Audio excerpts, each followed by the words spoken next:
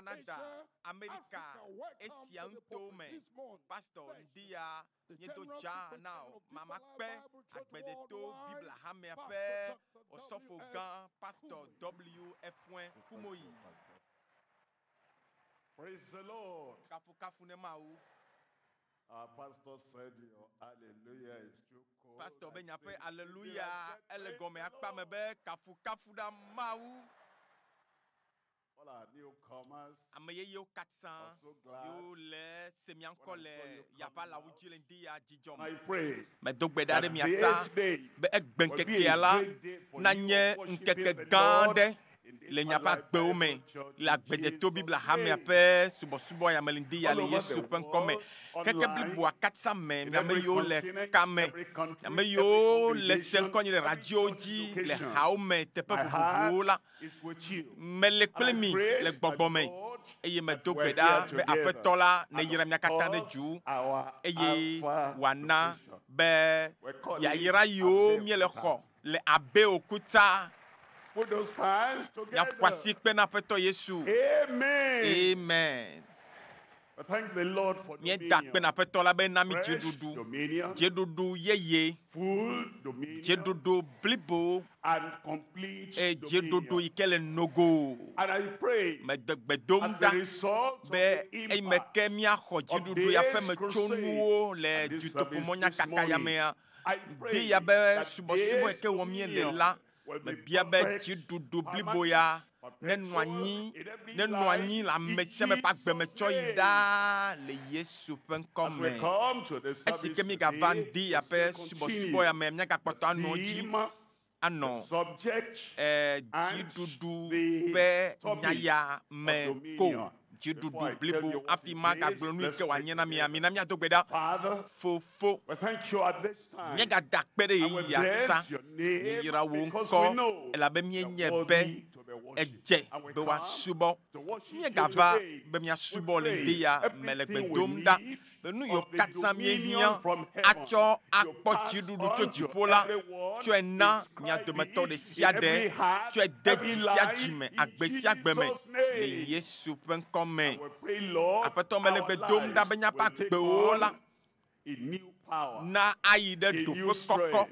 na and a ko new nu se yeye dominion na every ko day of our jidudu life yeye in le nya pa Jesus' gbeme keke ko name. chio kata me le We Yesu pen thank you, komme Lord, because we apeto know mi you have da pe na answered. obe ne In wena mi vo Jesus' le name, Yesu pen we koji pray. mi dogbeda le I will not release you to see Nyama that if you da don't sile give mi me anti good ne mana mi amen. ananya ne me gbona be amen gande I o love that. God e bless you. You chojina can sit munto down ma now. une yirami Today we come ndi ya mi gava to the subject gava tanya of walking yikenye ale mi ason like the master abe apetola in ene full le dominion. jedodo Walking blibo popome like the zon master abe apetola ene full le dominion. jedodo Walking blibo with popome zon the master. abe apetola We walk like the master. Azon, aba When we're fetola. able to walk Be mi atema with son him. pakpele Walking Zon. for the master. Zon na We fetola. walk like him Nya zon abe ye ne. when we know we're Ne doing nye it be. for him. I'm not Nye just nya be. talking leisure work. Nye menye I be, have nya a zon goal, I pakpele have de a tame koyo. destination, and I have a purpose But that taro I jinu am ade li. walking, E ya tambele son making zon pakpele progress apetola. for the Le Lord. yinko yin We pakpele. walk with Nya him zon when pakpele. we walk Ne me mi by zon pakpele la. him, Nya by his zon la strength, hadamene. Nya by his zon kule pe grace, muse. Nya by zon his kule pa power. menu And fefe. the only Nya zon way pakpele be we tot can nu walk for the tete. Savior, Nya zon pakpele the de only la. way we can E mo de walk kai ke like di the mi atema master, to azon the ba only fetola way ene. we can Mo de kai di walk ke mi atema and to make azon. progress Ayi and get nko. to the place he Ayi wants to tepe us si ke to oji get be mi to, abe is do that we la. walk Enye be by mi azon. his Leba power. hadaume. We Mi walk azon in ple. his Ple. power. Yepe nu se. When he gives that power, Ne chonu se and we anawa. say, we come into Eye Christ. mi va And Yesu bo. Christ comes into Mi twa us mi aba gbo na because Yesu. he Yesu lives gere in nya pa us. gbe me. Because Esi wo of la that, pele mi we ameta can mi o walk han mi like atema son him. abe e ya Now, ma ene. when a child is born, nenye bo dzi ɖevi la the first thing that child dzesi sees gbãtɔ yi ke is ɖevia that daddy kpɔna and mommy and yenye brothers and etɔa sisters and enɔa siblings, they are fofoawo walking. dada ame dzesiwo He's katã not nyi be able to walk. ekpɔ bo The le zɔzɔm desire of his adzina heart, be yeazɔ that little edzrɔna child, is ɖevi that one day bebevia be he'll yeagbe not ɖeka just be crawling, menye be yeanɔ he'll tatam not le just be anyigba o standing, menye be he yeatsitre ko will vɔa walk. yi hã yeazɔ Then, ekema when he walks like the Father, ne ezɔ abe when tɔa he ene walks like ele Daddy, zɔzɔm abe that brings tɔa yi ke the dzi ene joy. la And when enana ɖevia somebody dzidzɔ comments, ena this ma ɖe is, dze Mr. So-and-so son. ebe o ame ya ɖeke be vie la ezɔna pɛpɛpɛ abe tɔa ene la enana dzidzɔ etɔa vitɔa ana dzidzɔ ɖevia hã nenema pɛpɛpɛ míawo hã ne ɖela xɔnametɔ la aƒetɔ la mesia la míetsɔ nya be agbe nɛ la ne míezɔzɔm abe yeke enea mawudɔlawo woate ma gblɔ be ŋutsu ya nyɔnu ya ame ma yebe nusrɔ̃la ya mawuvi ya yebe dɔla ya ele zɔzɔm abe aƒetɔ la ene eye enana dzidzɔ le dziƒo enana míawo ŋutɔ hã dzidzɔ eye ana be dzidzɔ anɔ míaƒe akpewo me ta míazɔ abe aƒetɔ la ene le dzieɖoɖo blibo kɔkɔ me menye wo nyamegbãtɔwo abe azɔ abe aƒetɔ la ene o eye menye be anɔ biabia se be ɖe mate ma wɔe hã o ame bubuwo wɔe Daniel wɔe Daniel zɔ abe aƒetɔ la ene le Babel nyigba dzi enɔ agbe He sustained a life. eye ewɔ He nu maintained a life elé that agbenɔnɔ made yi him ke not to be na a be compromiser. Daniel mena ame si ke obeyed gblẽ kɔ ɖo for all. vɔa eyi The ke ark ete of the wɔe Lord aƒetɔ la had be been amenuveve nɔ dzi rejected by this and that, but he said,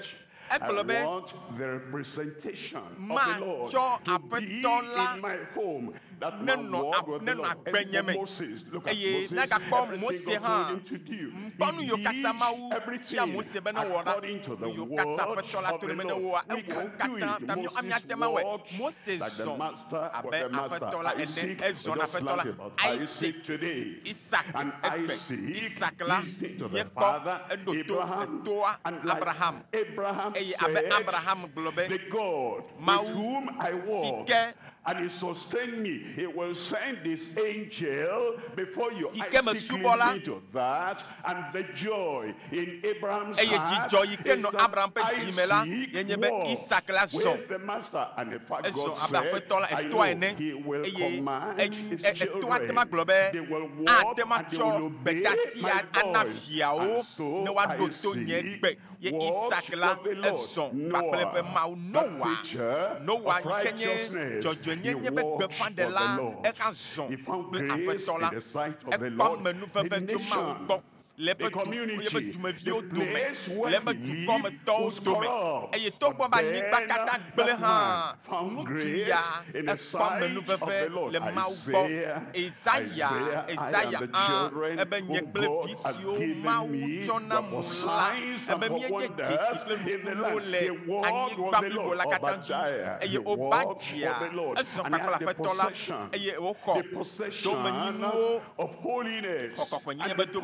possession Exɔ that the Lord had given domenyinu from yi ke heaven. aƒetɔ la He tsɔ walked da na with nyi the na Lord. viawo tso dziƒo la Nehemiah walked Nehemia with ame the bubu Lord. ke He hamhama was in the Nehemia palace, ezɔ but enɔ eventually fiasã me he lo heard gake a mlɔeba la work to be eva done. se be dɔ And aɖe then li he ke yeawɔ responded to eye that. wotɔ naɖeke be And dɔa Nehemiah eye came up and he Nehemia va said, gblɔ be Lord, by your aƒetɔ help, by to your amenuveve grace, kple wo this is kpekpe what ɖe I will amenume do la mate ma now. wɔ dɔ ya na o If all those eye nenye be people amema yiwo katã me yɔ that fifia dominion and wote they live kpɔ the dziɖoɖo life of wonɔ a agbe person le having dominion, dziɖuɖu me it le woƒe comes to your ɣeyiɣi tongue. me la wo hã gamea su be It comes to my nanɔ tongue. agbe le dziɖuɖu me We lo can walk míawo with the hã Lord, míate and ma we walk zɔ with the na Lord aƒetɔ in la His grace, míazɔ kpakple in aƒetɔ His la grace, le eƒe in His amenuveve me power, yebe and nusẽ that me yebe power is nutete me coming ye more nusẽ ma abundantly ele in va your na wo le life di ya today, kple in agbɔsɔsɔ Jesus' le name. Yesu ƒe ŋkɔ The me topic, walking tanya like ke nye be míazɔ the master abe aƒetɔ la in ene full le dominion. We're dzieɖoɖo looking at blibo 1 kɔkɔme John míakpɔ Yohanes chapter 2, Gbãtɔ and ta I'm reading from from verse 6, it says, this to us he that said he abideth in him is going to save not again. Now he abides in him saved. Now he abides justified. The sins are forgiven. He is set free. And he says now, I'm in Christ, I abide in him. I am for Christ, I abide in him. I live in Christ, and he lives in me. I abide in him. He that saves, he abideth in him. All himself also so to walk, even as he, Christ the Savior, even as he, Christ the Messiah, even as he, Christ the Master, even as he was. That's our calling, that's our commitment, that's our consecration, that he lived in dominion in Christ. He maintained dominion in Christ every step of the way. He had dominion, and he's calling upon you. That was saved, you are born again, you are a child of God, and you are in him, and you live, and you walk in that dominion. He that says, he that testifies, he that professes, he that confesses, he abideth in him, ought himself also so to walk, even as he walked. There are three things we're looking at. Number one, we have the decisive work of faith in the world, in the world in which we live, in the community in which we live. There is the decisive faith in the world that will walk by. Number two, the deliberate walk of true followers in his word. He's giving us his word. It's giving us the map. It's giving us the road. It's giving us the map. And it says, you walk according to my word. And they will have the deliberate walk of true followers in his word. Number three, the determined walk. Now, somebody cannot accept the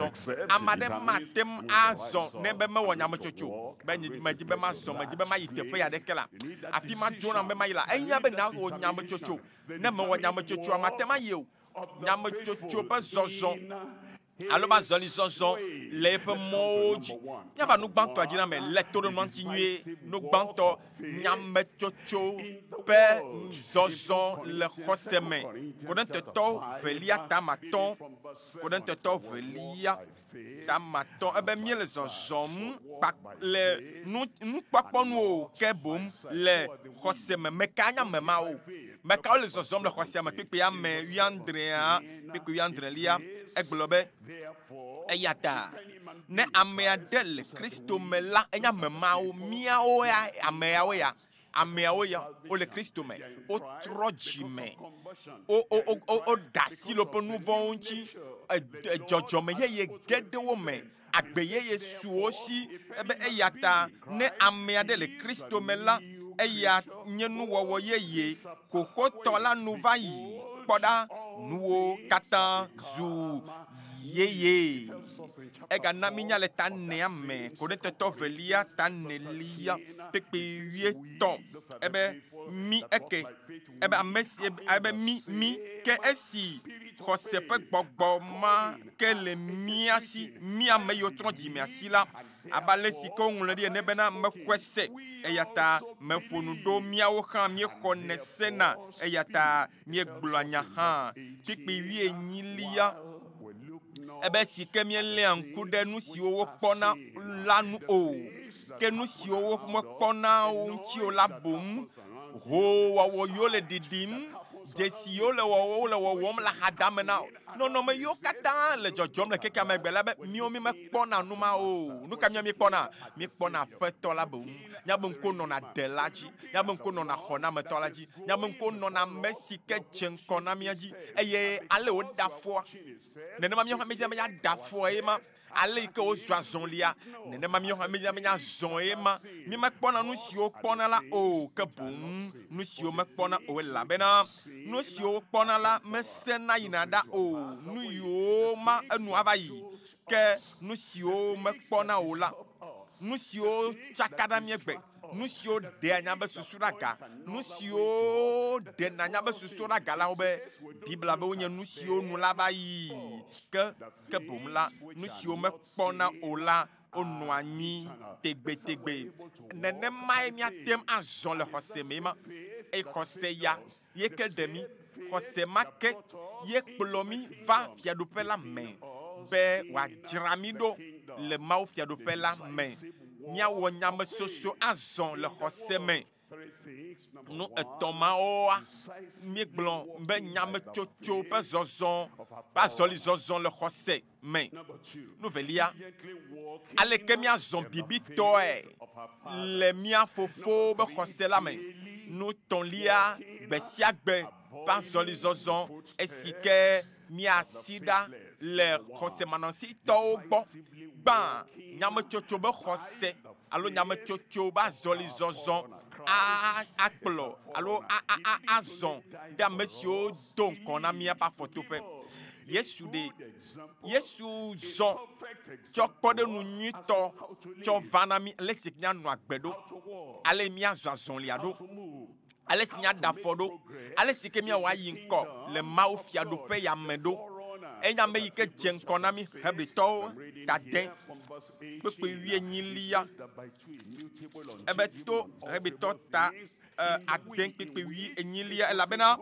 miato nu eve siwo meɖɔlina o la esiwo me Mawu mate aka va tso o la me akpɔ dzideƒo sese mi ame siwo si tso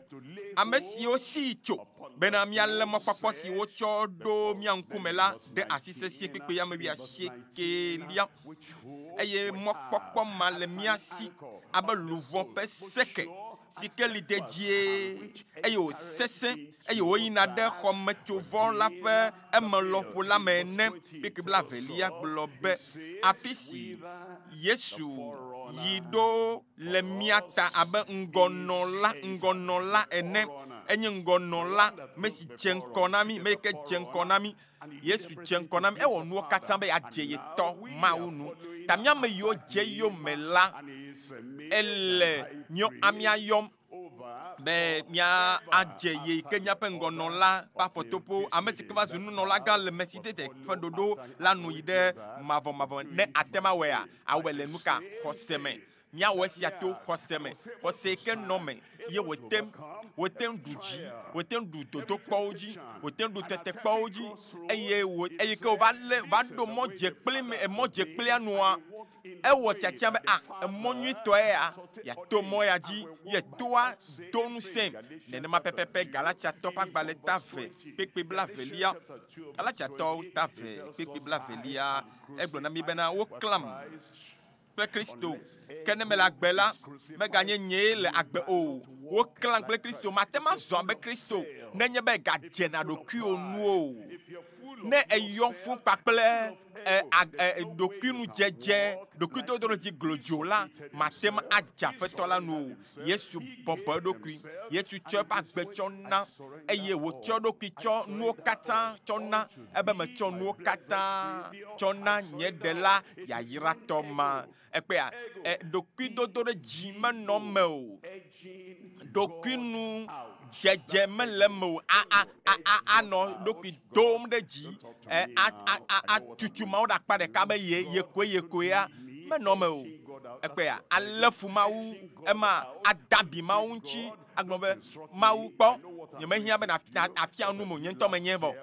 Mawu nu yi ke mewɔ ƒe yi ke va yia ƒe mawo ɖa va yia kwasi ɖeke va yia megale wɔ geke Mawu nyemehiã na ɖeɖefia ɖeke tso gbɔ o. Ekpea le ɖokuiwo nu dzem ekpea nenye be dadama ɖokuinu dzedze ma eɖe ɖa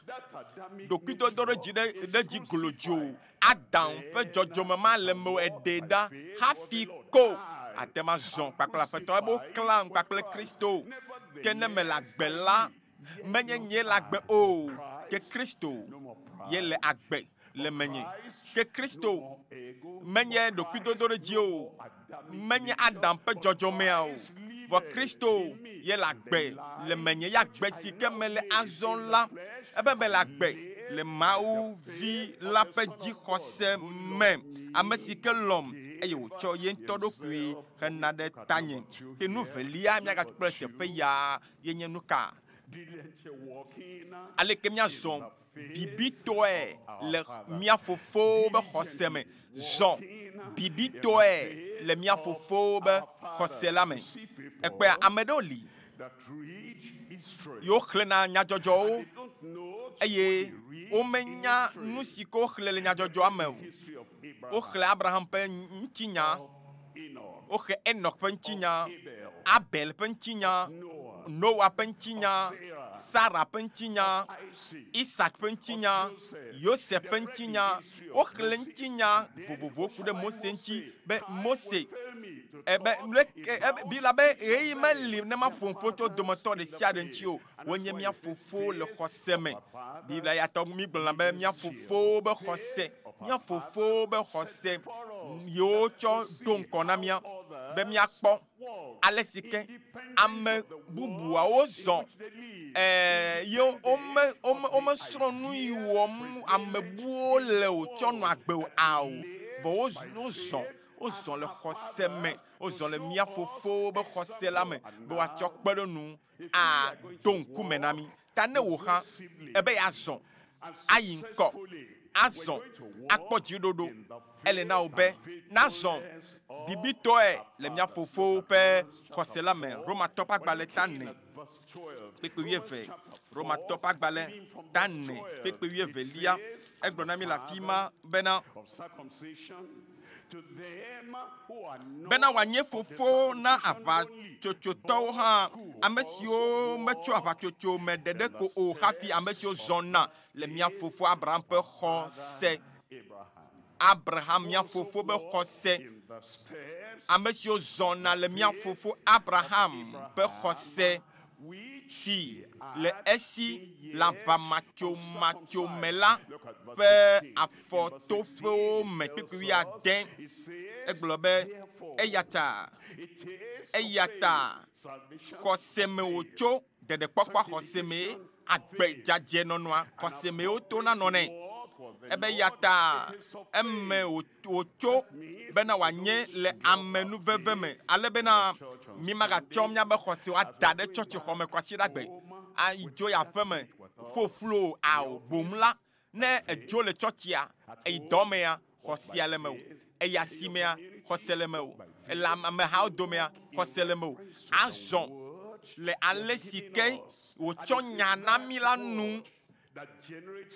be enyae tsɔna xɔse dena meme xɔse mae la kplɔ nato da fɔ le mawu nyanu anɔ agbe dzɔdzɔe anɔ agbe abe Yesu ene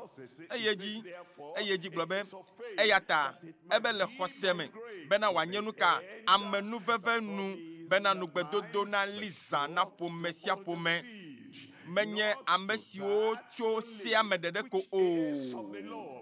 hafi ame siwo tso Abraham ƒe xɔse me hã ame si nye mi katã mía fofo la kpekpe 19 gblɔ be abe ale si woŋlɔ ɖi ene bena meɖo wò dukɔ geɖewo fofo le Mawu si ke dzi ne xɔse la ƒe ŋkume ame si gagbɔ agbe ame kukuwo eye wòyɔa nu siwo meli o la ekpea esia yi la ezɔna kokoko le nya si ke dziƒo fofo la tsɔ nɛ la nu eye wogblɔ be ebe ne zɔ le ame si ke xɔse be Mawu gagbɔ agbe nu kukuwo eye wòyɔa nu siwo mele o la abe ɖewo li tsã ene kpekpe 8 gblɔ be ame si le esime mɔkpɔkpɔ aɖeke megali o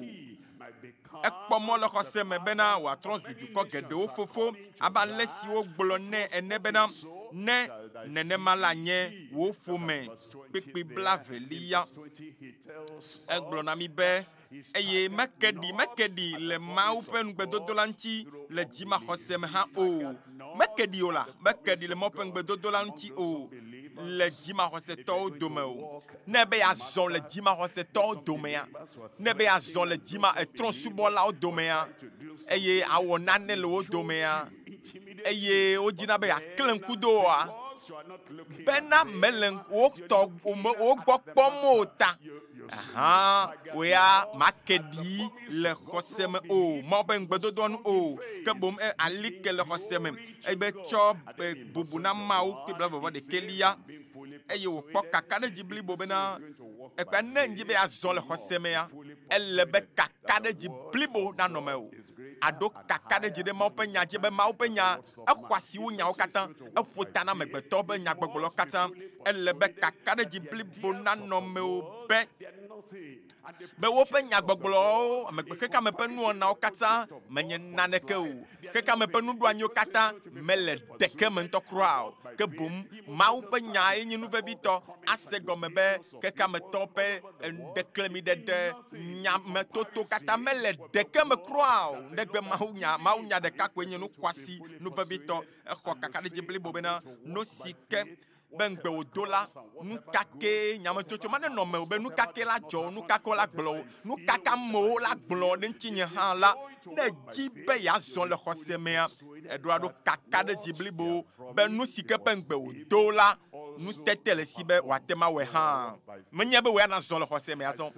le afi ma hã mebe le zɔzɔ ge le xɔse me Hebritɔwo agbalẽ tawi ɖeke blavevɔ adrelia Hebritɔwo tawi ɖeke kpi blavevɔ adrelia le xɔse me wògblẽ Egypte ɖi azɔ mate ma dzo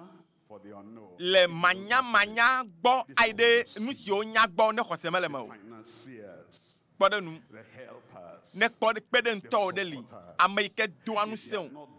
nenye be ame mawo mele afi ma oa míkpɔ ne ko be evɔ na mí ne be xɔse mele me oa be makpɔ akpɔ mawu ŋusẽ katã tɔ yi ko mekpɔna oa ke ava nɔ ziɔ ɖe amegbetɔwo nu keke ametɔwo nu eye matem agble naneke ɖi agblɔ be wo ne be ɖe asi le nu ya ŋutia be ne me ɖe asi le aziavinye ya ŋutia ne me ɖe asi le xɔlɔnye ya ŋutia ne me ɖe asi le ame ma yi ke nye ame vevitɔ na ma o keke ma ɖo yia ava gblẽ da ɖi naneke mele na fi ke yi me lea nye me kpɔ vi ɖeke le afi ma o eye ne nye me vɔ̃ ne oa ne nye me ɖo to oa ne nye me bɔbɔ ɖokuinye ne oa be nyɔna ɖeke mele nam le ŋkɔ me o nenye be susu ma le me o anɔvi mate ma gblẽ nu ka enu mawo da ɖi o elabe ne meɖo xɔse ɖe mawu dzi o meɖo xɔse ɖe mawu mavɔ ya dzi oa mate ma anɔ abe ame ya yi ke ƒe nya gblɔm wole na mi le teƒe ya o elabena naneke meli sɔ kpakple mawu ŋusẽwo katã tɔ la o anyigbadzi nuwo ɖeke ŋutɔ mesɔ kpakple dziƒo mawu ya o ekpe ya elabena nu mawoa nekpɔ be woawoe kpena ɖe ŋuti o woawoe doa ŋusẽ o woawoe nana wo nutete be ate ma zɔ le xɔse me bibla be le xɔse me ɖe egblẽ Egypte ɖi eye mevɔna fia ƒe dɔmedzoe la o mevɔna fia ƒe dɔmedzoe o ame aɖewo li le agbeyamea wonɔna agbea woƒe agbea wonɔna agbea le vɔvɔ me eye futɔa deka afɔ na wo vɔvɔ be katsɔ kɔ afɔ na wo ne wodze be yeayi ŋkɔa ne woawɔ nyametsotsoa yewoayi mɔ ale mɔ nyuitɔ la tsoa abosam dɔna ka na wo be vɔvɔ be ka le afɔ na woe fika be yeayi o ɖematsɔ le me be ka le afɔ na woe ŋɔdzidodro me be ka le afɔ na woe alɔgblɔdɔwɔwɔ abosam le to no be kpɔ nyuie ɖe lo mɔ yi atsɔ ma kpɔ nyuie ɖe le ŋuti lo eye amea ŋutɔ la kpɔ kakakaka la be o kpɔ ne nenema madzo bɔbɔ na anyi kpo eye womete ɖe nɔvi ne le na wo nenema mete le naneke wɔ ge le agbeya me mate yi teƒe yi ke mawu tia wo be na yi o ne vɔvɔ le me evɔ nana Farao evɔ na Nebukadnezar ƒe ŋɔdzidodo ele vɔ ne ba fa kalawo ele vɔ na ame yiwo katã nɔna le Farao be fiasa mea mate ya fia ɖeke o elabena mevɔ na fia ƒe dɔmedzoe o ke boŋ ɔnu ka ekpɔ ame siwo mekpɔna o ele ame siwo mekpɔna o la kpɔm ekpe nenema wo zɔna ne di be ne gblɔ be trɔ dzime na kpɔ ame siwo mekpɔna o. Hallelujah. Nenye be wodo ŋɔdzi na wo hã, na amewo le do vɔvɔ dzi na wo hã, wo ya anɔ kpɔ ame siwo mekpɔna o to xɔse me. Ame siwo mekpɔna oa, wo anɔ kpɔe. Ene nuwo va trɔ, enuwo va tsaka, enuwo gblẽ, enuwo katã le baɖabaɖa. Abe aleke nuwo tsaka le kekea me nea, ame yawo xɔsetɔwo ɖe, wokpɔna ame siwo mekpɔna o. Wo anɔ se yeƒe ŋkɔ, anɔ se yeƒe gbe, eye nànye be aƒetɔ la anɔ kpakple wo le agbemeŋkekewo katã me le Yesu ƒe ŋkɔ me. Mexɔse be nàgblɔ nam le radio agbɔ ɖa be amen. Anɔ kpakple wo. Aƒetɔ magble wo die o.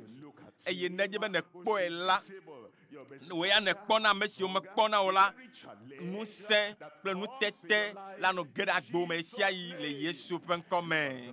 Nutɔlia ye nye gbe sia gbe alo gbawo tso gbe va zɔlizɔzɔ be asi ɖa tso xɔse manɔmesitɔwo gbɔ. Asi ɖa le ame yiwo me xɔse mele o abe afɔtoƒo azɔ. Ne míedzi be míadzi be míazɔ ɖe nyama nyaba zɔlizɔzɔa ɖe vo, míama nyaba zɔlizɔzɔa ɖe teƒe ve, eye míagblɔ be ame yiwo zɔna le xɔse mea kple ame yiwo mezɔna le xɔse me oa, miakpɔ be ame xexea me akpa gãtɔ, ame gbogbotɔa, wonye ame yiwo sugbɔ ŋutɔ. Ame yiwo mezɔna le xɔse me oa, wosɔgbɔ ŋutɔ abe Tomawo ene. Womena gblɔ be ne kpɔe hafi naka ɖe dzi, ne nye mekpɔe oa, Toma, ne nye mesee oa, abe Toma, ne nye be nye meƒo asi ɖe yeƒe abiawo me oa, nenye be nye ŋutɔ nye metɔ asi nye ƒo ɖe yeƒe ahadawo me o la, nye mele dzixɔxɔ gase o. Mese be Mawu le wɔ ɖeke vɔa nye mekpɔkpɔe haɖe o. Nenye be nye ŋutɔ mekpɔe alo ne dzɔ ɖe dzinye hafi maxɔse. Ame mawo aɖe wonye dzimaxɔsetɔwo, xɔse mele wo me o. Nɔvi, ne wo ya dzi be azɔ le xɔse mea, eɖo la asi ɖe le ame mawo ƒe toƒe, ame mawo ƒe toƒe. Mose atɔ̃lia, etabla 1:20. Mose atɔ̃lia, tabla 1:20. Kpikpi 20 gblɔ be, ke gblɔ bena maɣla nye ŋkume ɖe wo ne mava kpɔ nu sia va dzɔ ɖe wo dzi nu katã, nu siwo katã tɔ lae le gblɔe, elabena Mawu míawɔ la luʋɔwo katã ƒe lɔ̃la, nu katã wòaɣle ƒe ŋkume ɖo ame aɖewo ava be yeakpɔ ale si ke woawɔ nu ɖo, elabena nu ka wonye ame siwo wonye nu ka eviwo, elabe dzidzime tovo kple vi maɖia ŋkɔ aɖewo nye. Kpɔ nu yi ke le asiwo ɖa gawo, vɔ xɔse mele asiwoa, madze Mawu no. Ede suku gã, xɔse mele me oa, mate madze Mawu no. Eɖo ŋusẽ nyamegã, xɔse mele me oa, mate madze Mawu no. Nenye be ega no etsi to agakpe me gɔ hã kpɔa, ne medie xɔse mele me oa, mate madze Mawu no. Nenema pɛpɛpɛ wònye Israelvi yawo la be xɔse mele wo me o. Ŋutɔ kpɔ nuƒoƒoƒo ɖa, ɖe xɔse le nyagbɔgblɔwo mea. Kpɔ ale yi ke neɖena afɔwo ɖa, xɔse le afɔɖeɖewoa mea. Kpɔ agbenɔnɔwo ɖa, mebe ɖe xɔse le agbenɔnɔwoa mea. Kpɔ nu yiwo neɖona na amewo ɖa, wo tame susuwo, wo taɖodzinuwo, nu yiwo nedzina be yeawɔa ɖe, xɔse kpe ɖe nua, ebe viwo siwo nye vi maɖia ŋkɔ aɖewo ye wonye. Eya ta ele be nàsi ɖa le ame mawo be toƒewo gbɔ. Medo gbe ɖa ɖe ta o, be wòya nànye xɔsetɔ lo, mebe nànye nyɔnu xɔse ba me lo. Amen, nye te magblɔ amen na ŋutɔ ɖokui nye. Elabe mexɔse be nyɔnuwo ƒe amena, ela lolo la ɖe gbe sese ɖe tsɔ wu ŋutsuwo ƒe amena, vɔ mele kɔ be wo katã dzo le ɖoƒe ɖeka. Míawo ya míazɔ le xɔse me le Yesu ƒe ŋkɔ me. Nɔviwo ne míezɔ le xɔse mea, eye míebi le xɔse ba zɔlizɔzɔa me gbe sia gbea, nu gãgãwo la nɔ dzɔ le míaƒe agbewo me lo. Enya, ŋutsu yi ke zɔna le xɔse mea, eto de kpekpe hona le nkɔne na ame aɖe le zɔn le xɔse mea ate ma nɔ te ŋdɔkutsu ƒe zɔzɔ ne ele zɔn le xɔse mea ate ma to ne eɣe be ne nɔ te ɖe afi ma eye ŋutsu yi ke le zɔn le xɔse me la atem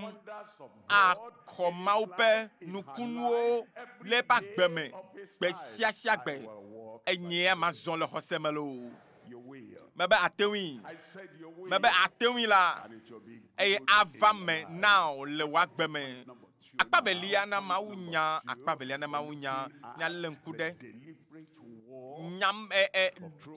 ɖokuisi nɔnɔ alo tiatia wɔwɔ ba azɔlizɔzɔ minya nu yiwo katã mi wɔna gbɔna etane la le be miawɔe kple edzifa wɔe kple dzifa ne le ŋlɔnua eŋlɔna kple dzifae o nu ame ɖe biɔ be nu ka ŋlɔm ele o nye ŋutɔ ko be nane ŋlɔm koe elabe ele ŋlɔnua yeƒe nuŋɔŋlɔ meɖo asi kɔkɔ ɖe ko alo ame ɖe biɔ be fi ka yina le kpɔ nye menya nyanyitɔ magblɔ na wo lo nye ame zɔzɔ hã koe elabe dziƒe ɖeke meli na amea o egɔm be nyametsotso ɖeke mele me o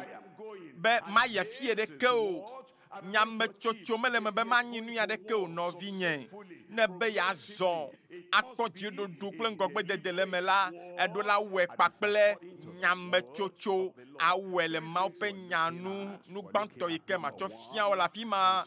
gbãtɔa yenye be zɔ ɖe ɖoɖonu kple aƒetɔ la alo zɔ kelilitɔe kple aƒetɔ la ne nane li yi ke dzɔa dzi ne Mawu la yenye ƒe nya Mawu ƒe nya edzɔa dzi ne Mawu ŋutɔ eye nazɔ kelilitɔe le Mawu ƒe nya nu evelia nazɔ kpakple dzideƒo ala zɔ dzideƒotɔe le yeƒe nya ƒe kekeli nu zɔ ne ma ɖe gɔme na wo nyui ɖe nenye be evɔna enyame yi ke wɔna kuɖɔkuɖɔ ame yi ke gasia game anɔ kpɔ amewo be ŋkume hafi awɔ nu no hlɔ ŋkume do kɔa evɔ dzidzɔa katã buna le me o no gbe ke nu ɖekea eye wogbe hlɔ ŋkume do wɔadã do kɔa evɔ susu yiwo katã gbe le tame na wo nu nyiwo katã wo kakana hlẽna abe adzudzɔ ekaka ɖe yame ene nye be ɖe wo ɖekae wo dzi va keke yame ne dza dzo wo ɖekae le gbɔna tsodzo ke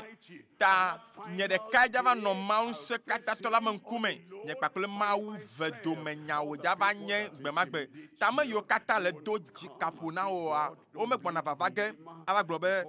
Mawu megahe to ne wo la nyawoe na ye wòvɔ̃ nyawoe na mete wɔ ya ɖeke o nyawoe na mete wɔ nu ya ɖeke o ame mawo megbɔna afi ma nɔ ge gbemagbewo ɖeka kple Mawu dome nya ko wòanye eya ta ame mawo yiwo le vɔvɔdzi do na wo ame le wo kpɔ ge gbemagbe ta nɔvi ele na wo be nawɔ tsɔ dzideƒo azɔ azɔli wa adze Mawu nu eye nagazɔ kpakple yeƒe nya ƒe nuɖoanyiwo ta nyava nu gbãtɔ la gbɔ ale miazɔ kelilitɔe le yeƒe mɔwo dzi azɔ le yeƒe nya me Amos ƒe agbalẽ tatɔ̃ Amos tatɔ̃ kpekpetɔ̃lia ebe ɖe ame eve woate ma azɔ ne womeɖo gbeɖi oa ele be woaɖo gbeɖi Mawu ŋusẽ katãtɔ la gblɔ be emɔa ya zɔ eye be ɖe ame eve woazɔ le mɔ ɖeka dzi ne womeɖo gbeɖi hafi oa ebe trɔ dzime ebe ɖe ame eve woate ma zɔ ne womeɖo gbeɖi oa Mawu ŋusẽ katãtɔ la gblɔe ebe mititifafa kple kɔkɔenyenye si ke manɔm la ame aɖeke mate ma kpɔ aƒetɔ la o eme ɖe ame eve woate ma zɔ nenye be wome nu ka womezɔ ɖe Mawu ƒe nya nua ele be nawɔ ɖeka kpakple Mawu ƒe nya ta Mawu nya be ɖoƒe ɖe kpekpe yi ke le dziwo mea ne mate ma zɔ kpakple Mawu nenye be meda asi ɖe nya dzi o Mawu kple amegbetɔ kple Mawu yi ke kɔkɔ wu ne dzi be yeazɔ kpakple Mawua ele be nawɔ ɖeka kpakple Mawu nada asi ɖe Mawu ƒe nya dzi ne Mawu ta mɔa nazɔ ɖe eme ƒe mɔa dzi Salomo 100 etabla tɔ̃ vɔ nyi kpekpe velia ebe ma asubɔe le wo gbedoxɔ kɔkɔe la me eye makafu wo ŋkɔ be made tagu le wo gbedoxɔ kɔkɔe la me Salomo 129 akpa mamlɛa ekpɔ nu yi ke megblɔ la elabena ena wo ŋugbedodo kɔ gbɔ wo ŋkɔwo katã taa ekpe ame aɖewo dona gbe ɖe aga ɖo me.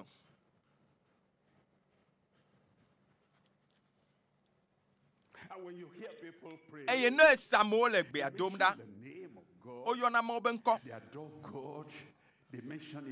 Ayɔ Mawu be ŋkɔ le gbedodoɖa me. Ayɔ Mawu ƒe ŋkɔ gãgãwo, nu ya le Mawu nye, aƒo ŋkɔ ɖo ne Mawu kakaka be kɔ. Nenye be ele sia me mɔ me ŋkɔ kaka ga ɖo me ne menya wa eta me la ble fu. Vɔɖi nyanya be Mawu ɖe. Mawu ƒe nya yi ke tsɔna kɔkɔ vana wometem yɔna eya le gbedodoɖa me vɔa aƒo ŋkɔ gãgãgãwo ɖo Mawu eye ko nyana wɔwɔ menye manyi bebitɔ o eye wometsɔna Mawu ƒe nya Mawu me gbedodo ke nye nu xɔasitɔ ame Mawu ɖe enu yi wɔm wolea Mawu mele wo gbɔ kpɔm o se Biblia ɖa la Biblia be elabena ekɔ wo ŋugbedodo kɔ gbɔ ƒo wo ŋkɔwo katã ta ta ne be yetrɔ dzime ebe kpɔ ɖeɖe ele na wo be gbe sia gbe la nanɔ zɔ kelilitɔe le Mawu ƒe enya la kple ƒe ŋugbedodowo me egana minya le Yohanes ƒe agbalẽ ta 8 me Yohanes ƒe agbalẽ ta 8 pekebla tɔvɔ ɖeke ke Yesu gblɔ na Yudatɔwo siwo katã xɔ eya ma dzi se la bena nenye be mienɔ nye nya me ne mienɔ nye nya me la ne mienɔ nye nya me ne mienɔ nye nya me la ekema mianye nye nusrɔ̃lawo vavã maɖo ŋkue dzi na o be Yesu Kristo ƒe nyawo gakpɔtɔ le teƒe pɛpɛpɛ nu yiwo katã wogblɔ le agbewo ƒe teƒe ɖe kpekpea egakpɔtɔ le teƒe pɛpɛpɛ ame aɖewo susu ne be yewo to Yesu ƒe enya ŋuti vɔe be nubabla yeye be gɔme nubabla yeye me yiwo le be nyama yiwo katã le Mateo, Marko, Luka, Yohanes me ƒe agbalẽmɔ me la be nyama megale veve ɖe o wole ɖokuiwo flum elabe ne wova yi go keme dzia ave wɔ moya na wo be yewo medze agbagba kura o elabe Yesu ƒe nya ele veve ɖe wo nuwo katã be ne mienɔ nye nya me la ekema mianye nye nusrɔ̃la vavãwo dziƒo kple anyigba nu ava yi gake nye nyawo la dometɔ ɖeke ŋutɔ ma ato le mekeke bla 9 ebe miadze si nyateƒe la awɔ mia ablɔ ɖeviwoe gblɔna be amen enya nenye be nelé ŋku ɖe nu tututuwoa ekpɔna nu nyawoa anya be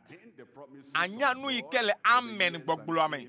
eye medo gbe ɖa be amen ma ne ɖi agbewo ŋuti ne va me na o le Yesu ƒe ŋkɔ me be nyadzesi nyateƒe la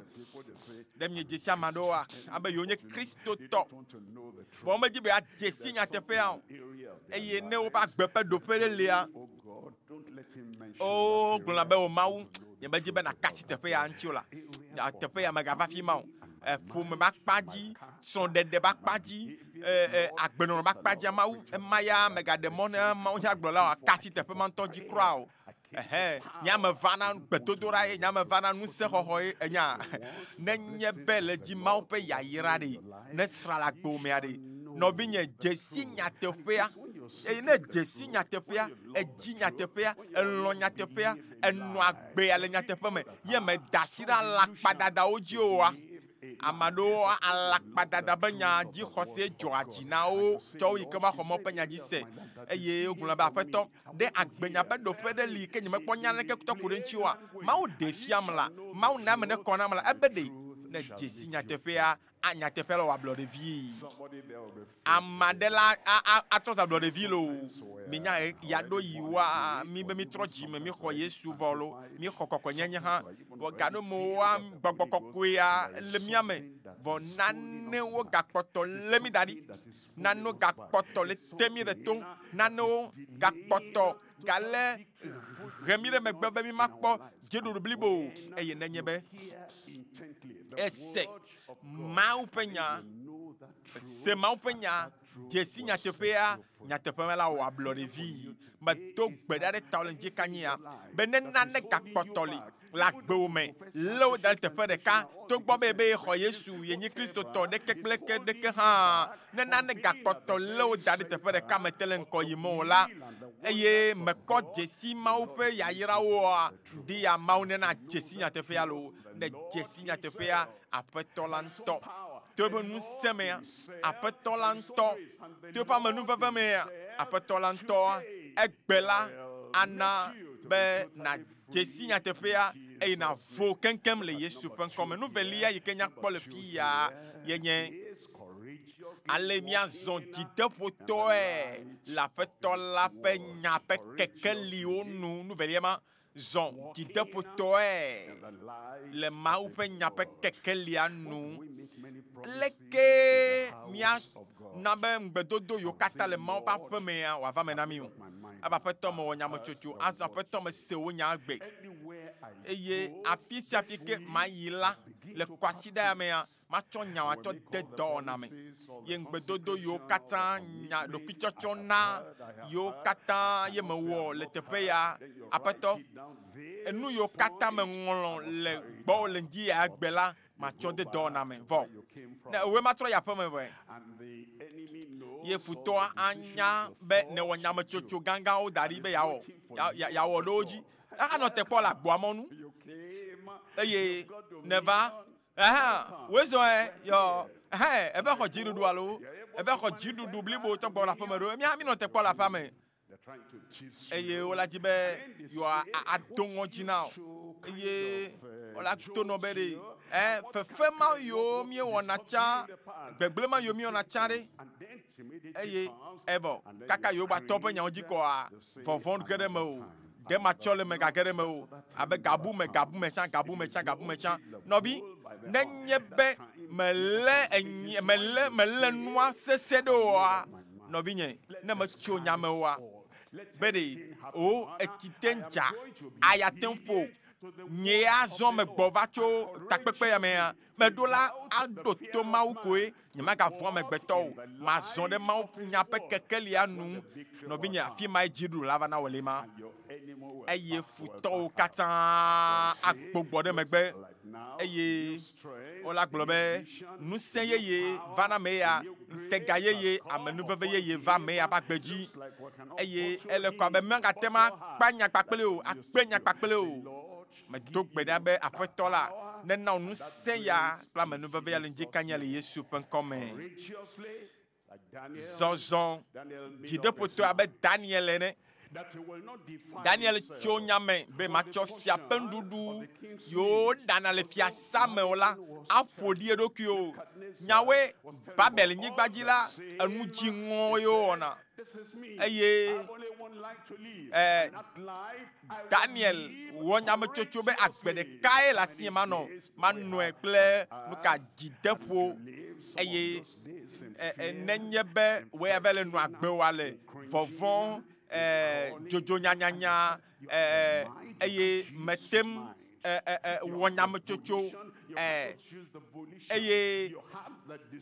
mɔnukpɔkpɔwo li bena wɔ tsatsiã vɔ mete wɔ tsatsiã o nuteto li gake mete wo ŋutetiã ŋuti dɔ wɔa ye ena be amewo katã na be va trɔ zu ameŋuwɔe ame yi ke matem wɔ naneke oa eye matem wɔ tsatsiã be nu si ke mesrɔ̃ ya eye matsɔ nɔ agbe oa nɔvi ma to no be to gbedzia nyametsotso ma ele me o nye ya naneke magate ma ɖo dzinye o lo amen megblɔ amen be ne va me le agbewo me lo dziƒo gblɔ na wo ŋdi ya be ne ɖi ŋtsi o nenema lo Yohanes etanyi kpekpe 11 Yohanes tanyi kpekpe de kelia eye wo gblɔ bena ame aɖeke o nyɔnu ya nɔ aƒetɔ be ŋkume eye ame yiwo katã tsɔ nya ɖe ŋutia wova tsɔ nya ɖe ŋuti be miekpɔe la mia ŋutɔ mi lée la miedɔe va la mi ɖe ɖa le afi yi ke wòle nu vɔ wɔm le la ele ŋka ele gblɔ hã woaƒu kpee ne wòaku eye nu kake aƒetɔ la gblɔ mi nye be nye nya mamlɛa enu kake Sadukitɔwo Farisitɔwo Yuda kɔnyilawo katã wo agblɔ la enye nya mamlɛa eye wogblɔ be aƒetɔ ame aɖeke mebu fɔ me o. Yesu gblɔ nɛ bena ekema nye hã nye mebu fɔ o. Yesu na eŋlɔ be xoxoa eŋlɔ be etutu tsã ƒe nuwɔna ɖa ale be magate nɔ agbe woanɔ agbe le yeye nɔnɔme medo gbe ɖe ta be nanɔ agbe yeye azɔ ebe nye hã nye mebu fɔ o heyi eye tso sia dzi la megawɔ nu vɔ̃ o menye ya ɖeka ko enyama le va na wo hã kpekpe 12 azɔ Yesu gaƒo nu gblɔ na wo bena nye xexea me ƒe kekeli la ame si ke dzia yonyeme la mele viviti la me zɔ ge akpɔ o ame si ke nuka ebe ame si ke dzi yonyeme la mele zɔzɔ ge le nuka le akpɔ le viviti la me o gake ame aɖewo dometɔ ɖewo li eye yiwo le viviti me ɖe nɔna agble viviti me wodzina be yeawɔ dɔ ɖe ame dzi wo dometɔ geɖewoa wodzina be yewoaɖo nu na o ekpea ame mawo dzi be yeakplɔ tsɔ va yiwo be hawo me viviti me be hawo me wonye viviti me ƒe ame be dɔwɔlawo eye woaƒe taɖodzinuwo katã le viviti me wodzina be yewoazɔ dzi o wodzina be yeahe wo tsɔ va be hei va fi hey, fika yi me le eye meka yo me be dzea meka do miɔ mi kplɔ hã Yesu do miɔ mi kplɔ yo be aha ebe kplɔ Yesu doa nyawo me do gbe ɖa be Yesu ya ne kplɔ wo ya tsɔ dziƒo me be Yesu ne kplɔ tsɔ ŋuti kɔkɔea me ekpea nye me ya nɔ gbɔ gasiasa gamɔ la nye me ya nɔ hadam gasia gamɔ la ne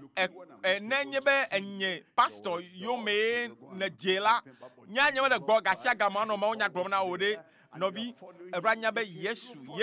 ne nye Yesu yome dze la vavã Yesu be ne le zɔzɔm kpakple la ne dze yome la ebe me le viviti la me zɔ ge akpɔ o me do gbe ɖa be viviti me dɔ na wo magaɖu dzi o lo azɔ dzideƒotɔe azɔ akɔ abɔta dzi azɔ le dziɖuɖu me le Yesu ƒe ŋkɔ me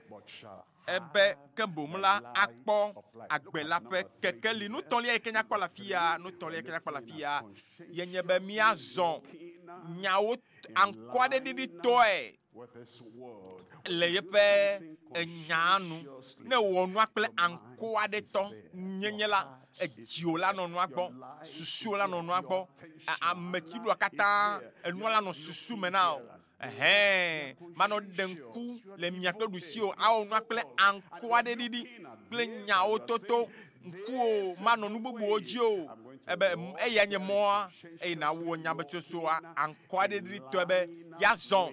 le Mawu ƒe nyawo nu. Korintɔtɔ velia tame 8 tekpe ame 9 ebe elabena mi mate mɔ wɔ naneke titre ɖe nyateƒe la ŋuti o ebena elabena miate ma wɔ naneke ɖe nyateƒe la ŋuti o ke nyateƒe la bom ye miatem awɔ nane na Kristo ye nye blema gakpema eli tso mavɔ yi ɖe mavɔ eye matema awɔ aʋakpakpli o matema axla fɔkpo hã ɖe o atema tsɔ afɔ axla ɖe nuka agakpe mavɔ ma ne wowɔ betɔn da ɖi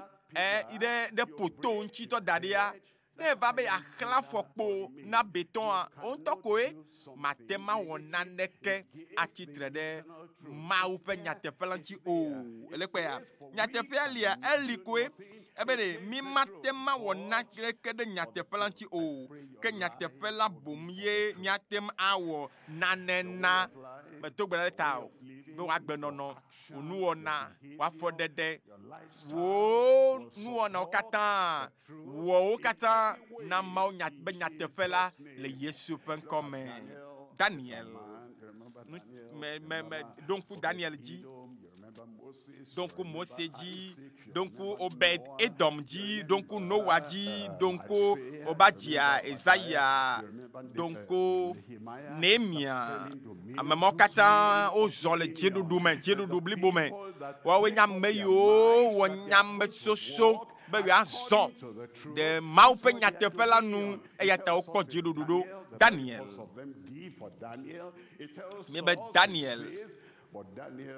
Mais Daniel, wonyam chocho de pe jime. Daniel doe de pe jime. Nyam chocho yo katana na do le jiomea ke ne ankwa de teto mele moa egbona akakada ya mabale ke jujo kakada ya mene amebubuo ono zozom ano ekodam aya egomnye be nu iwo molea obe jimele nu amo obe susumele nu amo obe ankwa de teto mele nu amo nu ma odomoto de kematema devinami o karomoa etenya me haope nya fufu da menuye amobedeke ye o le du no boa jiome le nu yi obe na wa gbo ne gbo Daniel ta gban to pipia me nyia de ebe Daniel do ta me be ye mele fia pe no do ple wencho ga gble kodo na edoki o eye wo de koko na feji kpolala ba megan enya Daniel la eglobe ntuya efia bubuma me kake nyema ademo bebe bubuma na va klonto da hanunu ma ebe ntuya fiagan bo Daniel nukata ye ma awore fia pe nu do anyonu ela be Daniel nyambe fia megan o na nano yo mele tepe menya be bubu me wo jina be ya wonu na mesia me na de bubu yonu eye nyema jobon ko klepe bubu yo me bo nya ma je mawu nye yo me eye mawu do ye pe nya de ji bobobo wu ye ben ko mi pe fifia ba yivo eye pe nya globe toku de dipopo nchi toku de gbegblenchi amebuo tenwe ga ke nya nyema tenwi o awe o Daniel dwe la dwe be ma tofia pendodo atofodi ala gble kodona yedokui eye ma tofia be wen agble kodona yedokui o ekema ede kukuna apeji kpola pa mega ne ye ma ga gble kodona yedokui o nya nyema gble kodona dokui nye olo gble ma c'est la radio gbo nya nyema gble kodona dokui nye o azo amado yo o doit ta flatcher o chopa pe o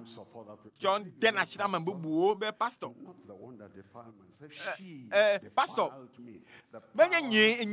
nye onu ola amema la nyonu mai la ntu mai la ele kwa be agbe wa jo ba tia memo ba lo me ya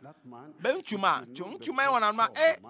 ne nyambe to tutu onye ya pastor ye kwe wona no na mla ye kwe tutu na de to de no amela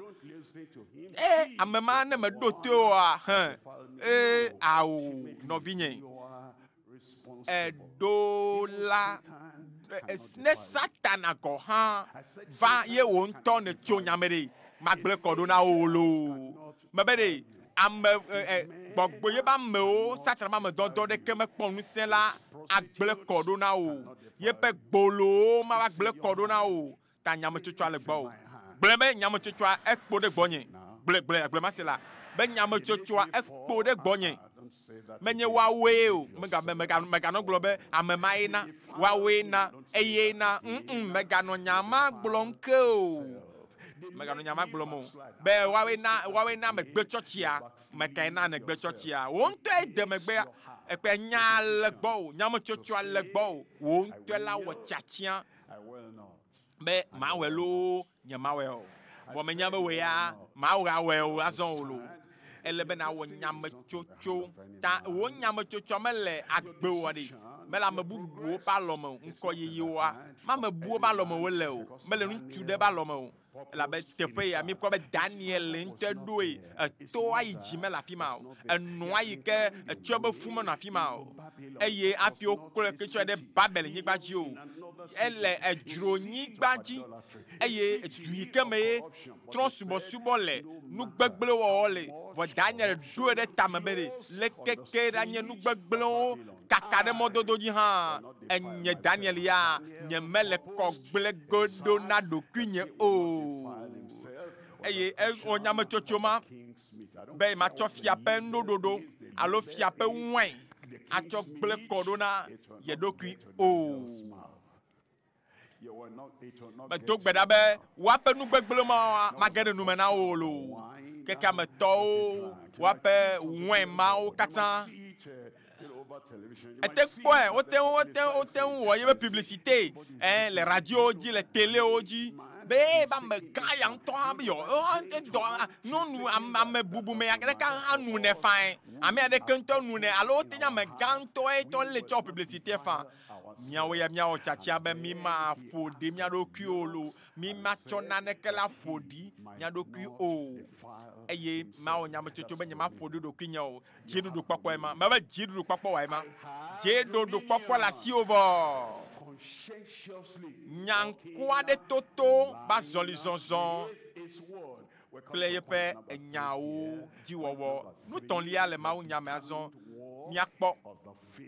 nyadokui nyaba zolizonzon nyama chocho toe nyaba zonzon abe khose to nyama chocho toe le pe moji nous banton nyakpo la fia amento de ka be tchatiambe azon le mon kacheto aji velia ne le zon le mon gbadadia afoku le men nous ton lia nyama chocho be ma zon le après la be moji nous banto amento de ka be tchatiambe azon le mon kache aji e mon lobo aji Matteo tamandrin popi yeton ebe mi to agbobi lanu ayeme labe mola keke eye mola le gbaja si plamo yina de chochromen mola le gbaja ekeke plamo yina de chochromen ya megede wenye amesio leji yina de me piku ne aglobe elabena agbola elebie nya no trafima agboa emio ne be ya to afima ifia do pia mea wa nyakple nu von o mateto agboma nu la ifia do pia mo nyakple edembada o me matema to afima ide ifia do pia mo edura dasi lo unchi nyakple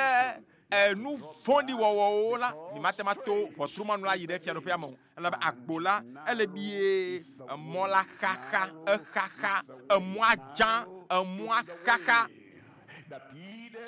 mama ekrona mocho na de agbela men e ya me vewenye amesio pone madenane comme acteur safia de choda alomenami ne mia senane gomelindia keto ame gbogbo toa ejejia o me senanu anto gomel e ya me video ko e journalement bie aji e ame doa o jio le church ya me e ya zo thank you very much akpene ma u be over kpo nu gedo nu yo le jole church bu me o le kpo nu yo le jole asara bu me o le kpo nu yo le jole e ha vovovo me le teƒe vovovo mawo eye vovokpɔkpɔ be yewo ƒe ablɔɖe nyenye wobe wona yewo mɔ be awɔ nu sia nu faa anu nu sia nu faa ayɔ nu sia nu faa ado nu sia nu faa le hamawo me eye ɖekadzɛwo kple tugbedzeviwo yiwo anɔ dze ha anɔ nɔ agbe baɖa anɔ ba hawo be kplɔlawo anɔ yia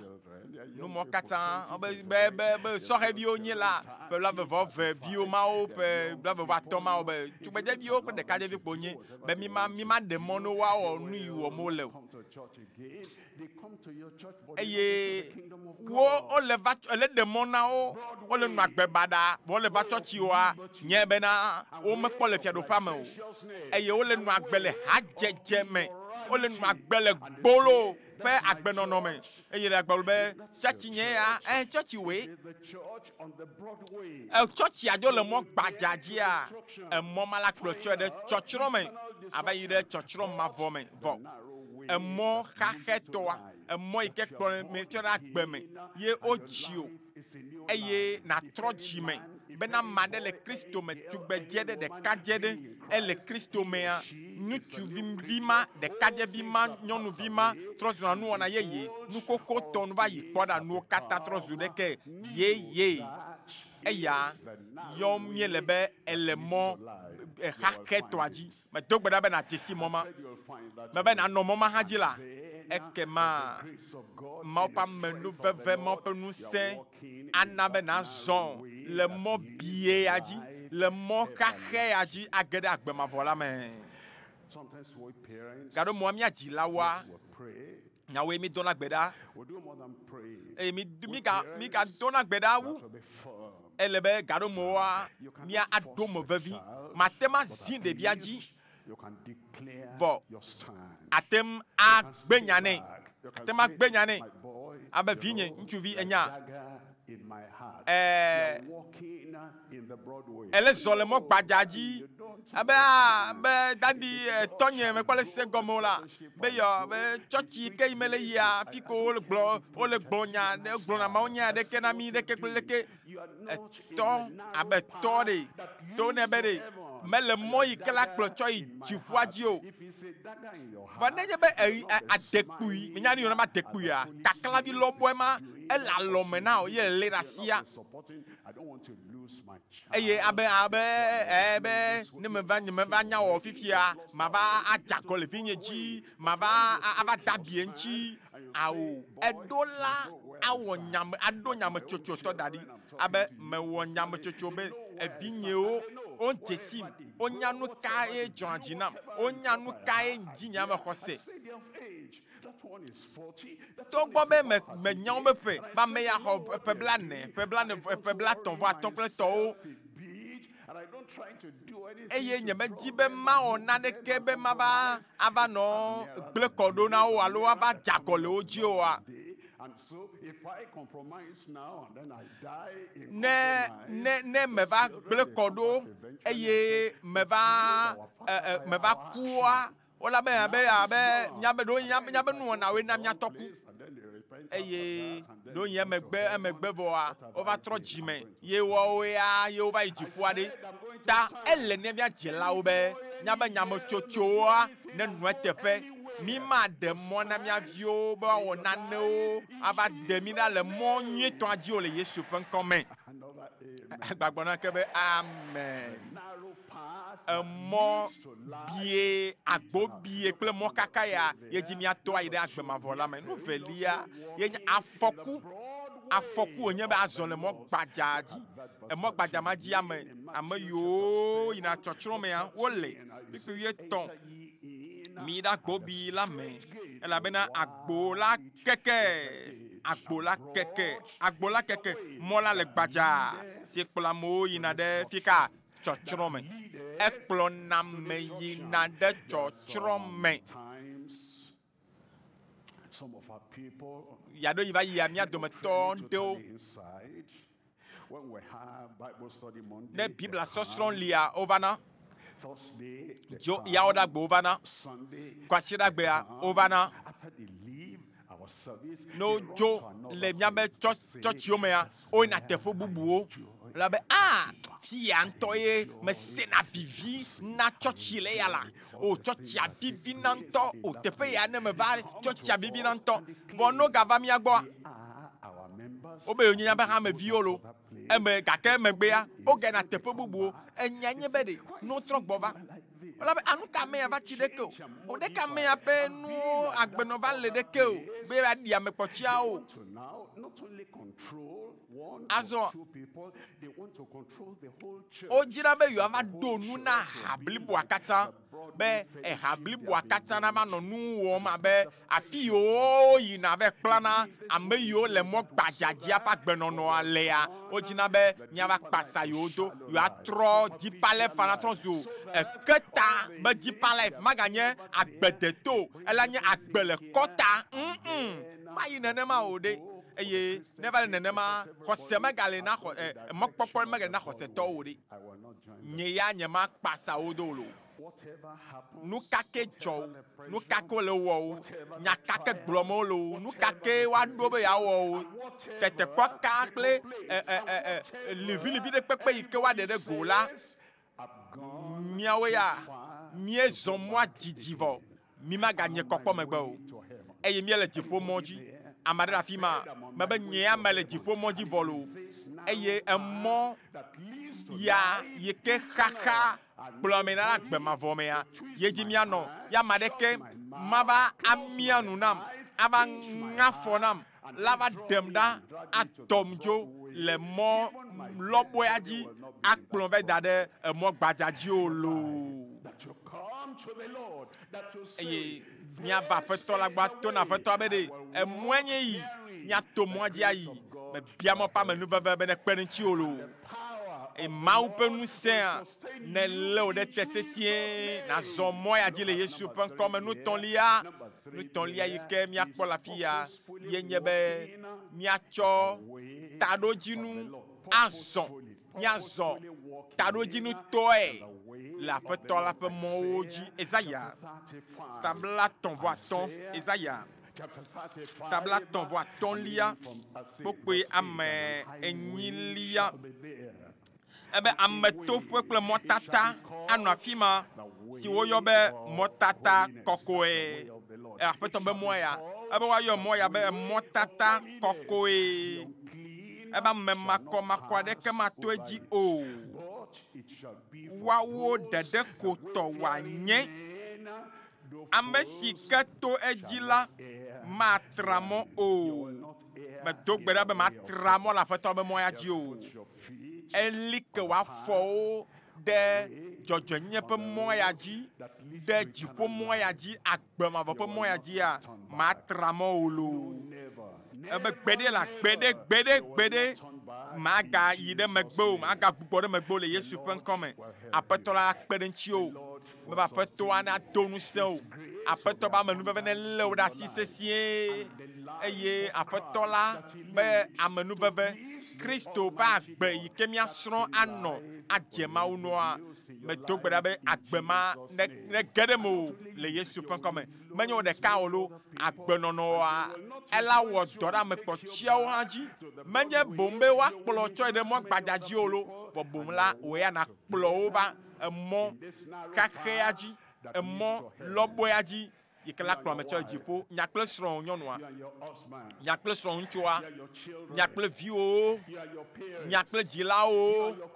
nya kple dɔhatsiwo nya kple xɔlɔ̃wo katã nya kple amewo katã yiwo le axadame na mi la le mia ŋuti la mi ma azɔ ma gblɔ be tsã miawoe vana tsã miawoe nɔ mɔ ya dzi tsã miawɔ naneke o ao vɔ fifi gɔ hã agbemeŋkekewo katã mea nakpɔtɔ anɔ agbemɔ ya dzi anɔ aƒetɔ mɔmɔtata dzi le Yesu ƒe ŋkɔme tɔxɛ ɖea na wɔe enyametsotso tɔe kutrikuku tɔe anɔ aƒetɔ ƒe mɔa dzi le agbenɔŋkekewo katã me le Yesu ƒe ŋkɔme kpɔe ebe ame makɔ aɖeke mato edzi o ne nyame makomakoa ne fodia ne nous vont la gbomea maga le mo ka heto aji ke plamo na jipo e ba me makomakoa ne ke ma to eji o eye ji globe wow ebe jata de ke manu afi ma ga ma meyo wona nu abe jata ene ameyo wona pasese benu ameyo lona hajeje ameyo wona dan o lona ejire pakple tukada ava mo domela obema no mo ma ji o kike ma sheki agagble kela ebe jata de ke manu afi ma o jata pe chochome jata be adan wowo jata pe nu vondi wowo elanu wowo nyea jojome mama no menye olo bomla Christo pe den ameyo kpo de pe den yela no menye eye o lebe wa de jata pe den da le menye hafi atema zon la pe to la pe mo ike klame de chipo la ji eye ebe enla wa dan de kema no ji lo alo wa kwele afima o ameyo blena medome ameyo banafe ebe de o ma po la fima o ma po la fima o ela bena amesio de la wa kwela toji ela fima ha mebe ela fima ha amesio nye Yehowa ba amesio de la pepe wo be Yehowa pa amesio kofle la atrogbo eye wa va Zion ple aseye chocho eye jijo mavo ano wo pe tame bibi sese ple jijo asu osi eye no kaka ple hundede budeu hallelujah amadene glonda la fiema da be amen Mose gbanto tam wenyi pepe wi asheke Mose gbanto etam wenyi pokoi wi asheke lia eglobe elabena me tien ma le ponu Abraham no tui kenye khoseba me amesi ke va zo je ma yo me ple khose ebe labena me tien bena wa desena megbeviwo plepe me katan bena wa lenku de Yehowa pe monuchi Yehowa pe monuchi apetola te didase chokude Abraham chi e ojibe wa didase kude mio amianchi bere be mia fianu mia vio hamevio ma petola be hamia be onuka wa onu jojoe ble nu nyui bena nusike bengbe Yehowa dola na vamena Abraham Malekia pagbale tave pokoi aden Malekia pagbale tave pepe aden ebe nyatefe mau ebe nyatefe nya eno epe nume ebe pe nume fiame jojoe no epe nume eye o me kpo alakpa lepe nu yoji o ma o le ji nyatepe le nyaba gbenono me nyatepe ike o ma touch you nyatepe ike o ma dedekera le me o ebere no fiame jojo no epe nu me eye o me kpo alakpa lepe nu yoji o ezo plim lenti fafa kle nyatepe me eye wo de amegede woda eda megede woda cho vodada me eyenye agbe sike ojibe miano eyenye agbe sike vivie nu be nyano eyenye agbe yike joajine agbe ane nuela ado tefenao azo agbele jojo nyenye me kokko nyenye me chime kokko me agbe sike o me gble kodonao ekema ade adamegede o agbenono adamegede o ade o da cho vodada me be wa hawa sonle jojo nyenye pe mo ajiro pa gbome keke o kata me atemba me ha bebe mi atema we ha avamelo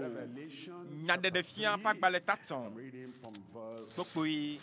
ene nyade de chema gbale taton pepe nelia Yesu pe nu menya wenyesia ebe gakela ekpo nko hwe adewo le Sardes esi wo me ƒoɖi woƒe awuwo o woazɔ kplim le awu yiwo me elabena wodze ne zɔ kpakple aƒetɔa le agbe ya me ele zɔ kpakple le didime ya me ezɔ kpakple le fifi ŋɔli ya me eye ezɔ kpakple eƒe nyamea le eƒe mɔwo dzia ne zɔ kpakple aƒetɔ la le dzɔdzɔenyenye me le nyawo toto me ezɔ kpakple kelilitɔe nyateƒetɔtɔtɔe dzideƒotɔe mɔnukpɔkpɔ yiwo katã wòna wa ezɔ kpakple la mlɔeba la nuwuwua ebena atono be edze fike matɔlia ba ame si ke ɖu dzi la ame siwo dzena anyia woawo ya mate ma va ɖo nuwua o ame yiwo dzi woɖua wo mate ŋui o ame yiwo dana si wo ɖokui yiwo blena wo dzona yiwo va gblena kɔɖoa wo mate ŋui o woado kponu vɔ ame siwo ɖu dzi la fika dziɖulɔ ɖe kwasi dzi makpɔ aɖu dzi godo mebe la ɖu dzi aɖu ŋutilã dzi aɖu amegaxiwo dzi aɖu ame baɖawo katã dzi le Yesu ƒe ŋkɔ me eye ebe agbe si ko nɔna kpakple dziɖuɖua dziɖuɖu le nyawo toto me le dzɔdzɔenyenye me anɔ agbe le kɔkɔenyenye me le nyaƒe agbe me ŋkekewo katã me la eye nye agbe si ke akplɔ mi nya ge ɖe dziƒofiadua me le nuwuwa ebe ame si ke ɖu dzi la woado awu ɣiwo na yama eye nyemele eƒe ŋkɔ tutu ge ɖe le agbegbalẽa me o eye ne ɖu dzia eye eɖu te eye meɖe mɔ tetekpɔwo ɖu dzi o meɖe mɔ tetekpɔwo te wo ɖe anyi o eye gasi sia yi la wo ya ɖuna tetekpɔwo dzi eɖuna nu vɔ̃ dzi ya eɖuna nɔna gbe le dziɖuɖu mea ebena ye ma tutu ŋkɔwo ɖa le agbegbalẽa me o ke boŋ la maʋu eƒe ŋkɔ la me le fofonye kple eƒe dɔlawo ŋkume nye manɔ afi ma ne kpẽa aɖi eye ame kukuwo le Kristo me afɔ eye ame siwo le agbe la woa afɔwo woatrɔ ƒe nɔnɔme akɔwo aɖe akpe aƒetɔ la le yame alo anɔ kple aƒetɔ la ɖaa si la nye hã manɔ kpakple wo manɔ wo dome medo gbe ɖa be hã nanɔ amewo dome gbe ma gbe loo eye be fofonye ƒe melanɔƒe geɖewo li ɖe mele nenema o la nye ne megblɔ ɖi na mi xoxo ke me yina eye madzra teƒe ɖo ne mewɔe vɔ la magatrɔ ava kplɔ mi ada ɖe ɖokuinye gbɔ ale be afi si ke mele la miawo hã mianɔ afi ma nye manɔ afi ma la ne edza nɔ afi ma ne ebe ne mi fɔ ƒe Kristo la mi tsi dziƒo nuwo fi ke Kristo bɔbɔ nɔ anyi ɖo ɖe Mawu ƒe nuɖusi me nyabe tame susuwo nyaƒe ŋtegawo nyaƒe mɔkpɔkpɔ katã ne nɔ dziƒo nuwo nu menye anyigbadzi nuwo nu o elabe mieku eye wotsɔ nyaƒe agbe kple Kristo ɣla ɖe Mawu me eye ne ava do la ekema miado kpakpli le ŋutikɔkɔe me mebia be ŋutikɔkɔe ma va nya be agbe dzi ta ehiã nyametsotso ɖokuitsɔtsɔ sa vɔ na ame ɖokuitsɔtsɔ na blibo tsɔ ɖokuiwo na blibo eye menye be awɔe egbea atso nyame egbea etsɔa ne tetekpɔ gbe va koa aɖasi ɖokuiwo ŋuti tetekpɔwo la zi dziwo ɖe aɖu dziwo awo vɔ le be natsɔ aŋkɔ aɖe tɔnyenye nyateƒe toto nyawo toto eye ne gbe ma gbe wole amewo yɔ ge la wo hã nɔnɔ amewo dome mebe nye hã manɔ woawo dome nye hã manɔ amewo dome loo nu katã ma tsitre azɔ ato na aƒetɔ la be aƒetɔ le yɔm azɔ melɔ matɔ na o aƒetɔ le yɔma matɔ esi ke ne yɔm la matɔ na o esi ke ne yɔm la matɔ na o nu yiwo katã ne ɖe fiam la melɔ be mawɔe tɔgbedodo ɖa eye aƒetɔ le yɔwòm na dzimetɔtrɔ ele yɔwòm be nazɔ le kɔkɔenyenye me nazɔ kple gbɔgbɔ kɔkɔ ƒe ŋusẽ la ebe aƒetɔ nu kake me hiã nu kake wòhiã nu kake ye maɖe asi le ŋuti la aƒetɔ ve nunye ne mawɔe ne gbe sia gbe la dzieɖoɖo nanɔ agbenye me eye maɖu nu sia nu yi ke la va tso mɔ nam la dzi.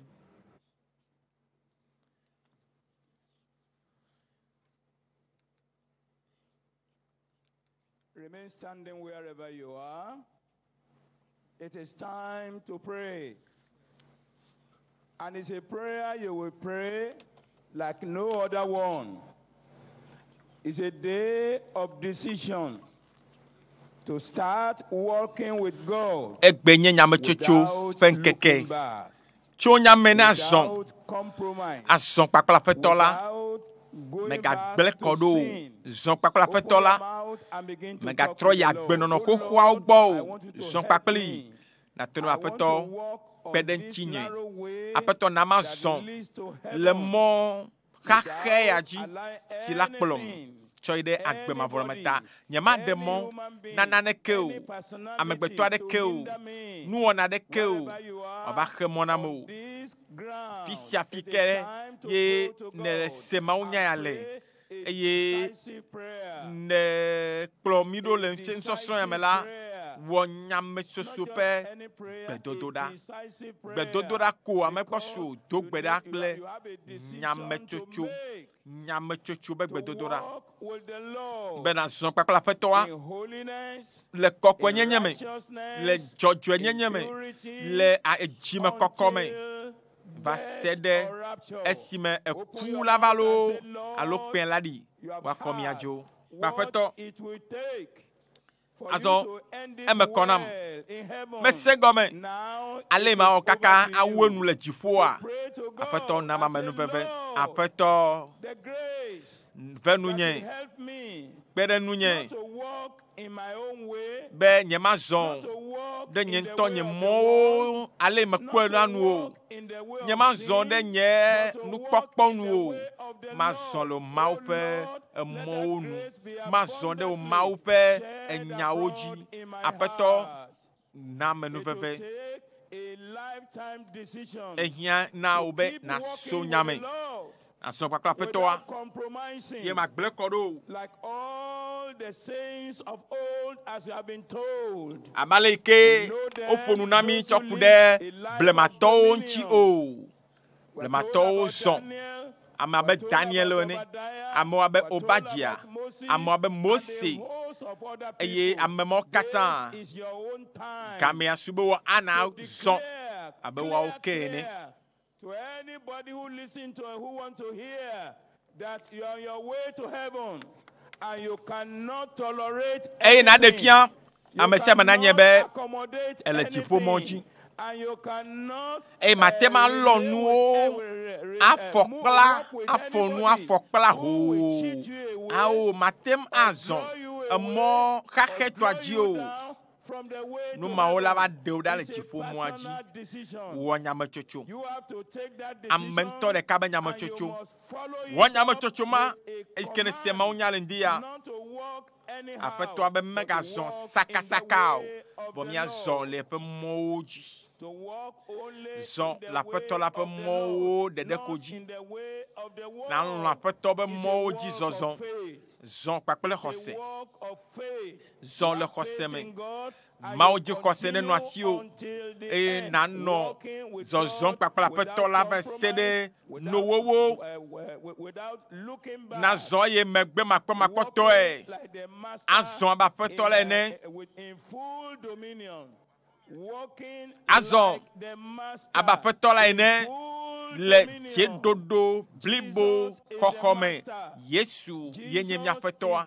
Yesu yenye afetona mi eya echokpodenu chodo anyina mi be mi azon le maunya penudodo nu do anyionu ale na nu agbe ale na ponu ale na dafola Yesu yenye kpodenu nyetoa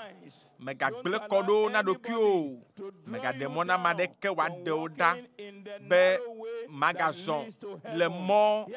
kaketo aji kakploto jipo nyame chocho be game asuna wazon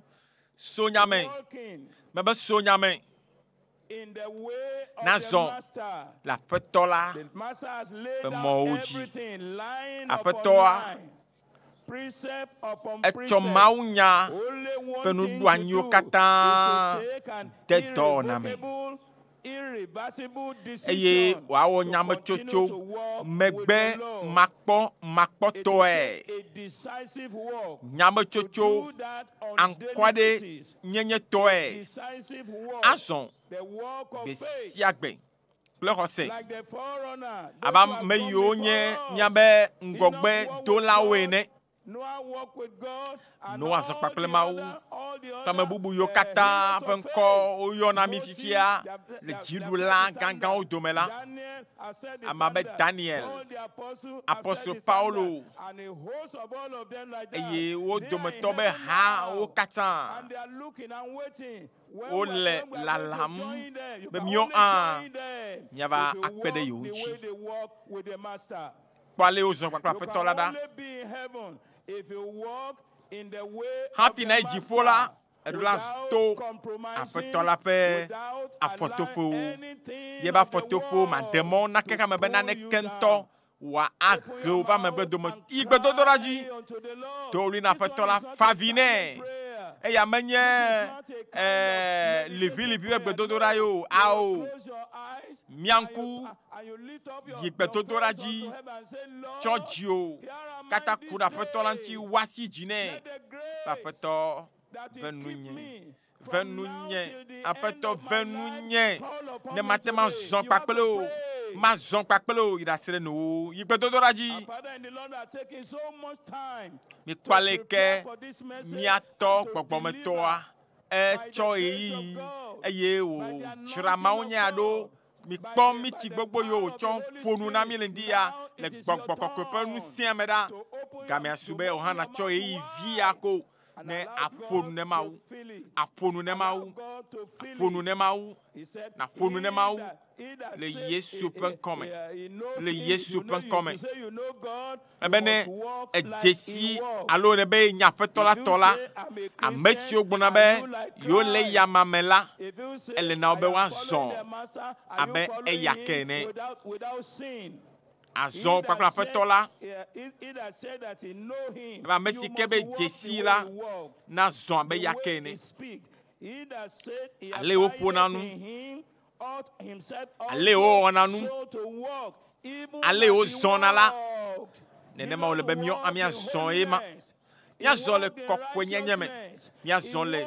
nyateƒe toto me miazɔ le edzime be kɔkɔenyenye me ele be miato be afɔtoƒewo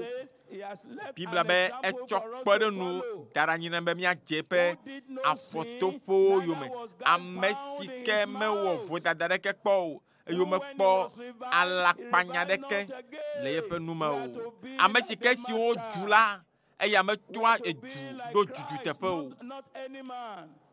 Not any man, not anybody can be your example. The other person can ame bubu aɖeke mate ma nye kpɔɖenu na mi o kpɔɖenu ɖeka ye ko le mia si ye nye Yesu eya le mia yɔm be miatsɔ mawunya nɔ agbe tsɔ Mawu ƒe nya tsɔ nɔ agbe tsɔ Mawu ƒe nya tsɔ wɔ dɔ eye Mawu ƒe nya le nu me na o Mawu ƒe nya nu se le me eye miazɔ le mɔ lɔbɔa dzi kaka va se ɖe nuwu mawunya nusẽ le me be wòadzra mi ɖo nusẽ le me be wòakpɔ mia ta ale be miagazɔ le viviti ma zɔ o yi gbedodoɖa dzi be Aƒetɔ mazɔ nyateƒe tototoe miazɔ kple nyametsotso miazɔ le mia fofo be xɔse nu mia fofo be xɔse be azɔli zɔzɔa nu ame yiwo dze ŋkɔ na mi le blemaŋkekewo me la wobe xɔse be agbenɔnɔ la eya ye miazɔ ye nue miazɔ le míazɔ le mía ŋutɔwo míaƒe nukpɔkpɔwo nu o míaƒe nudzodzrowo nu o ale yi wòdzro mía nua nu o Abraham esi ke Aƒetɔa yɔe be zɔ le ŋkɔnye na de blibo la ekema etɔ azɔlia dzi eye ezɔ azɔlia kaka va se ɖe nuwu eye wotsɔ nuwo katã tsɔ na aƒetɔ la ke nu na gbedodoɖa dzi egbe la ame geɖewo gblɔna be yewo nye kristotɔ yewo nye kplɔla yewo nye pastor yewo nye hamefofo gake womezɔna le Mawu ƒe enyawo nu o womezɔna ɖe Mawu ƒe nuɖoanyiwo nu o womezɔna ɖe Mawu ƒe ɖoɖoawo nu o womezɔna le Mawu ƒe nyanu o. Nɔvi nye be ale ne zɔn kpakple Mawu la eya yewo dza tsɔ adrɔ ʋɔnu mi eya wo la tsɔ adrɔ ʋɔnu mi eya ta mi ɖo anye Mawuviwo ɖoa to ame yiwo me toɖoɖo le yawo katã yi be miawɔ nu si ke aƒetɔ la bia tso mia si be miawɔ mawunya enye safui yi ke la akpe ɖe ŋutsiwo ana be nazɔ nyametsotsotoe nazɔ kple nyametsotso nazɔ bibitɔe etɔ̃lia nazɔ gbawo tso gbe menye be ne nyɔ na woa e nazɔ ne be nyɔ na woa mazɔ le Yesu ƒe mɔwo dzi ao. Nɔvi lɔlɔtɔwo haya dze gɔme fifia wu ƒe 50 vɔ eye miekpɔ ɖe nua le nyabe kplɔlawo gbɔ yeƒe azɔlizɔzɔa ekelili le me ezɔ kelili tɔe eye wole gbeƒã ɖemee ele na miawo hã egbea be mianye toɖolawo miazɔ kpakple Mawu le toɖoɖo me mimagblẽ kɔ ɖo o mima akeɖi o abe aleke Abraham keɖi le Mawu ƒe gbedodoa nu o bom la tsɔ bubu na Mawu eye wòzɔ le xɔse me mihiã Abraham be xɔse ya miazɔ eye miazɔ le Mawu ƒe nuɖoanyiawo katã nu bia aƒetɔ be nena yame nuveve be yate ma zɔ le Abraham ƒe exɔse la nu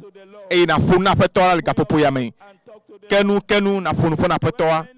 egbe ƒe ŋkekea me la ame geɖewo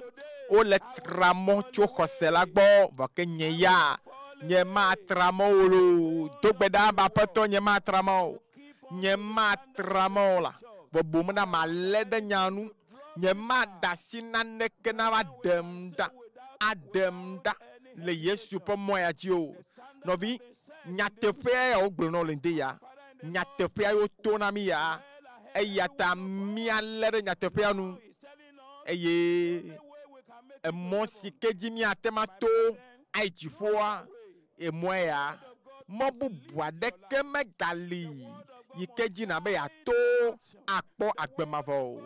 Mawunya ɖo la age ɖe agbenɔnɔwo me nuwɔnawo me edẽwo me afɔɖeɖewo me agbenɔnɔwo me le Yesu ƒe ŋkɔ me togbe ɖa kekea me manye kpɔ ɖe nu nasrɔ̃ awɔ o gbeɖe o. Bibla yenye nyaƒe mɔtata nyuitɔ yenye be kekeli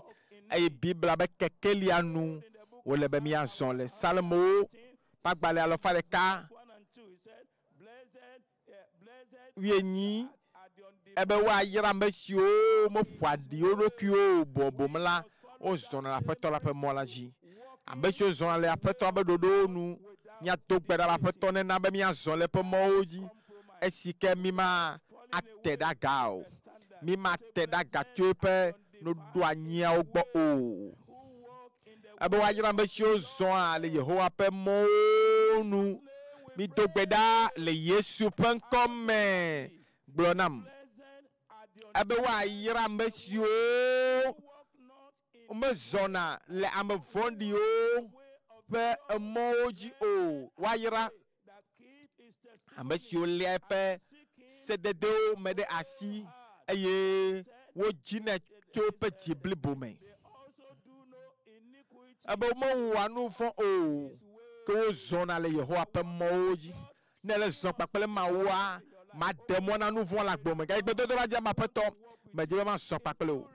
mazɔ kpakple o le kɔkɔenyenye me le nyawo toto me afi ma nate nya le be ye trɔ dzime nyawo nyawo amawo vi yi ke zɔna ye nu vɔ me ɖuna dzi oa ela nye be ye le aƒetɔ be mɔa dzi vɔ ne nu vɔ gakpɔtɔ le agbo me eye wo gakplɔ nɔ ɖaa dzona le mɔ ƒe mɔa dzia di ya la mawo le yɔ be trɔ dzime to ne mawo be aƒetɔ kpɔm le anyi nam trɔ kplɔm va ŋusẽ me le asinye ma dzo le mɔ baɖa dzi o vɔ aƒetɔ ne ɖe mɔ nɛ ya aƒetɔ la be gbɔgbɔ aƒetɔ ŋutɔ la ve nuwo akplɔ tso mɔ baɖatɔ dzi nava emɔ nyuitɔa dzi ebe ame siwo zɔna kple Yehowa la womewɔa nu vɔ o togbe ɖa Mawu le dzi be natsi eyome le dzɔdzɔenyenye me Mawu ƒe mɔ nye dzɔdzɔenyenye ƒe mɔwo menye kekeametɔwo ƒe mɔwo menye kesinɔnu dzidzi ƒe mɔwo Mawu dzi xɔse ne Mawu dzi xɔse me le asiwò vɔ ebe kesinɔnu le ye si daseɖegbalẽ le ye si la naneke ŋutɔ me le asiwò elabe nu mɔ katã wonye nu yiwo nu va yina wonye nu yiwo nu va yina bom la do gbe ɖa be aƒetɔ kplɔm be mawɔ numetoto be woatso aʋa ɖe nye dzi woatrɔ nye agbenɔnɔ eye nye maɖe mɔ naneke ŋutɔ akpatse ɖe agbenye dzi o ega mekplɔ ame na dziƒo o tsɔtsi mekplɔ ame ɖe dziƒo o sukudede mekplɔ ame ɖe dziƒo o Mawu dzi xɔse tsimetɔtrɔ agbedzɔdzɔenɔnɔ ye la kplɔ ke tsɔ dziƒo wo ŋutɔe la wɔ nyametsotso gbe Mawu nya yi ne se le ŋdi ya le emɔ ya dzia eɖo la kplɔ o na do gbe ɖa anya be no se Mawu nya vɔa ɖo tsɔna gaƒoƒo dona gbe ɖa ye Mawu nya gena ɖe ame me Mawu nya trɔna ame ƒe agbe ame be nuƒoƒoƒo ame ƒe nuwɔna ame ƒe agbenɔnɔ ame ƒe afɔɖeɖe be nate ma nye sɔhɛvi nutsuvi ɖekadzevi nutsu nyɔnu ma yiwo alé ɖokui kɔkɔenyenye ma be Daniel ene azɔndi ya wɔ nyametsotso be ye magaƒo ɖi ye ɖokui o ɖiƒoƒowo katã nu yiwo katã na meƒona ɖi aƒetɔ metsɔ ƒu gbe meɖe asi le wo ŋuti aƒetɔ azɔ meɖe asi le nu mawo ŋuti mewɔ nyametsotso mewɔ tsatia be mazɔ kpakple wo ke lilitɔe ele veve ɖe menye be nawɔe dze ɖeka ko va yi o vɔ anye ke lili nyametsotso ƒe azɔlizɔzɔ ale be ne tso le afi ya azɔa naxɔ dziɖoɖo nazɔ le dziɖoɖo me nu vɔ magaɖu dzi o enu madzɔmadzɔwɔ magaɖu dzi o eye edziwo ma yi ke ne tsɔ dana vo ɖe Mawu ŋutia maganɔ ƒodome na o ehia dzideƒo abe Yosua eme ke wonɔ ŋgbedonyigba dzi yim ene Daniel ƒe dzideƒo yi ke wonɔ Babel nyigba dzi Mose ƒe dzideƒo esime ke wòsi ɖa zɔ kpakple aƒetɔ la dzideƒotɔe tsɔ dzideƒo nawɔ dɔ ne Mawu nasubɔ Mawu enye zɔzɔ le agbenɔ keke blibo la katã me menye be nazɔ le enume gbalo abe ya ne zɔ eye zɔ kple Mawu va le etagome ye o ne ze le agbenɔnɔ me ne ze le nuwɔnawo me ne ze kaka le edoa me le tsɔtsia me le mɔmaƒea me nɔvi lɔlɔ̃tɔwo emɔ bubu aɖeke megali tsɔwu alo teƒe nyui bubu aɖeke meli míate ma dzi adzro tsɔwu dziƒo eye emɔ yi ke dzi míatoa wota mɔa vɔ eye wodzra aƒe nyuiwo da ɖe anyi na wo le dziƒo dua me ta wɔ tsatia eye dziwo me ne kɔ agbenɔnɔ me ne kɔ ele be na ye dzi ebe ne mi nɔ nye nya me ye nye nya anɔ mia me la ke ma mi nye nye nusrɔ̃lawo vavã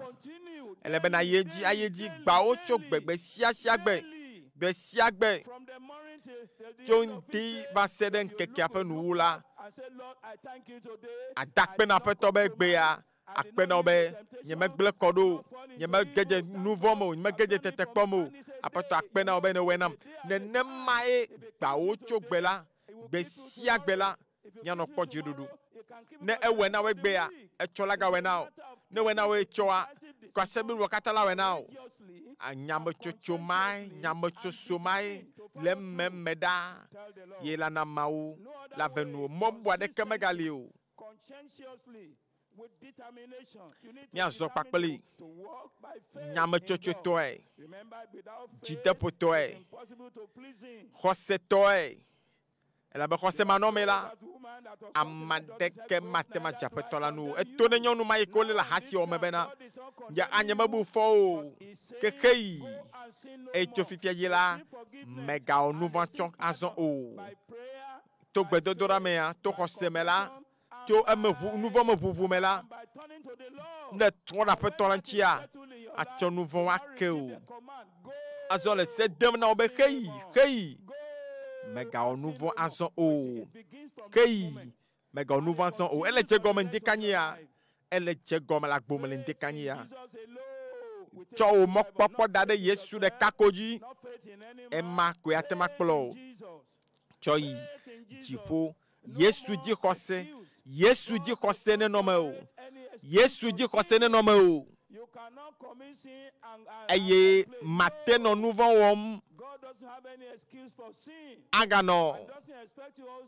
abe aganɔ mawo ƒe mɔa dzi o ao megade mɔ na nu vɔ o Mawu nye dzɔdzɔe nyenye ƒe Mawu enye kɔkɔetɔ Mawu ele kɔkɔe eye wòdzi be mío mianɔ abe yeke ne leke míawɔe o to Mawu ƒe nya me tsɔ ɖokuiwo na Mawu ƒe nya bɔbɔ ɖokuiwo ɖe Mawu ƒe nya te kpegbɔ be ŋdi ya hafi gbedodoɖa nakpa yewɔ nyametsotso yewɔ tsatia ye ŋutɔ yeɖoe azɔ be yemegale nu vɔ ƒe agbenɔ ge o yemega ya ɖe mɔ na tetekpɔwo woaɖu ye dzi o aƒetɔ nyemaɖe mɔ nanane kentɔ woaga aƒoɖi me o ona minya be ne eƒoɖi la wo ŋutɔe ɖe mɔ wo ŋutɔe ɖe mɔ wo ŋutɔe ɖe mɔ wo ŋutɔe ɖe mɔ ta azɔa magaɖe mɔ nananeke o kaka dze Satana dzi gɔ hã o ele be tsatsiama nyamesoso ma ne nɔ mo be agblɔ na nu vɔ be ao nyemegale wɔ ge o ne ewɔ ne tsã fifia nu vɔ ne gava to ne be nyemegale wɔ ge o nu vɔ nyemegale wɔ ge o tetekpɔ nyemagaɖe asi nu ɖokui nye ŋuti na wo na bosam tsɔ nane va be yava tsɔ ado nu klẽ na woa yatsɔ te wo kpɔa ne nyɔnu magava ne ŋutsu magava be yate wo kpɔ ne yakplɔ kɔdze nu vɔ mea to ne be azɔ yɔ xɔ dzeɖoɖo dzeɖoɖo ɖe nu vɔ dzi ɖe Satana dzi o elabe gbedodoɖa ƒe gaƒoƒo ya enye gaƒoƒo vevitɔ yi ke Mawu ŋlɔna yeƒe amenuveve yeƒe nyawo yeƒe etsɔna be ŋusẽ tsɔ dena miaƒe agbewo me edzi be yazɔ kpakple aƒetɔa kelilitɔa nyametsotsotɔa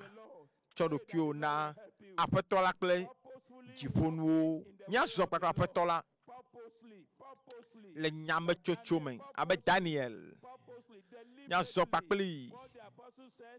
Paulo bena miawoe nye ɖaseɖilawo na nu siawo Mawu anye ɖaseɖila ale si ke míezɔ le mia dome mbo kaka manɔnutɔe le dipa le xexamea me la kɔkɔenyenye kple dzɔdzɔenyenye ƒe mawunya yenye mawunya yiwo katã miɔ mienya ta mɔ si ke la kplɔ me tso dziƒoa yenye dzɔdzɔenyenye ƒe mɔ kɔkɔenyenye ƒe mɔ dzatawo mezɔna mɔ ma dzi o ame wɔadãwo mele mɔ ma dzi o ahasitɔwo menɔna mɔ ma dzi o Ajaolawo me le mɔ ma dzi o. Ame yiwo tsɔna nu vɔ̃ tsɔ ƒona si nu vɔ̃ agblẽ na womate nɔ mɔ ma dzi o. Míato na nu vɔ̃ be bayibayi. Míato na hadzedziwo be bayibayi.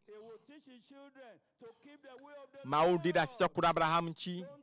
be ye fie ye nye be ate ma zɔ ɖe yeƒe ɖoɖowo dzi eye wòafia viawo be woazɔ ɖe yeƒe woato yeƒe mɔtoƒowo. Togbe ɖa be Aƒetɔ egbea mewɔ nyametsotso mamlɛa, nyametsotso kplikpaa be nyemaga agblẽ kɔ ɖo na nye xɔse la o. Eɖo anye dziɖula, anye dziɖula, anye dziɖula. Eɖo anye ame si ke ɖua nu vɔ̃ dzi, ɖua Satana dzi, ɖua tetekpɔwo katã dzi. Míele xexe aɖe me yi ke yɔ kpakple nu vɔ̃. Ebe migalɔ xexea me o kple nu siwo katã le xexea me o. Ne ame ɖe lɔ xexea me la, fofoa be lɔlɔ̃ megale eme o. Nutsila ƒe nudzodzro, agbea ƒe adegbe ƒuƒu la metso xexea me o. Exea me nu va yina. Ke ame si ke le ame si ke xɔ Mawu dzi se, ame si ke zɔna Mawu ƒe mɔ dzi la be la nu agbe tsɔe ɖe mavɔmavɔ tɔna Aƒetɔ be tso gbea dzia mazɔ kpakple o le dzɔdzɔenyenye me, le kɔkɔenyenye me va se ɖe esime ke eku la va manye ava kplɔm va gbɔ o. Ne mɔkpɔkpɔ ya le mewò la,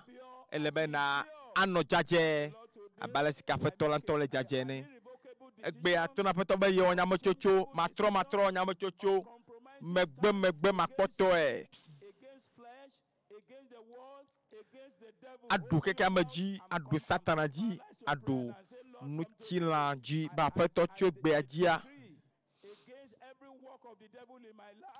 Mewɔ nyametsotso be nutsila ƒe nuɖoanyiwo dometɔ ɖeke ŋutɔ magaɖu dzinye o. Abe ɖekadzevi, abe tugbedzevia tsɔ xɔse na zɔ kpakple Aƒetɔ la eye xɔse ma ye la na wò tsɔmenyui, etsɔmenyuia ɖe menye ega, menye sukudede ye la na tsɔmenyui o. Nɔvi ŋutsu kple nɔvi nyɔnuwo katã, dzilawo, kplɔlawo, mía katã míawɔ nyametsotso egbe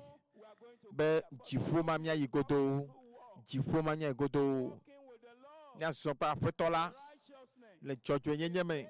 le kɔkɔenyenye me, le va se ɖe esime ke ekpea aɖi.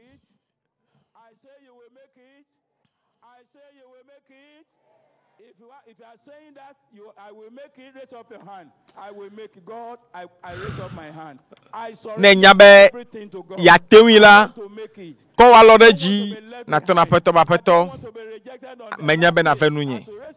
menya be na ve nu nye. To ne be Aƒetɔ metsɔ nuwo katã na o, metsɔ agbenye katã tsɔ da asi me na o. Aƒetɔ metsɔ nuwo katã da asi me na o, agbenye, nye dzidziwo, nye mɔkpɔkpɔ, taɖodzinuwo katã Aƒetɔ metsɔe da asi me na o. Wɔ nyametsotso ƒe gbedodoɖa le ŋdi kanyia.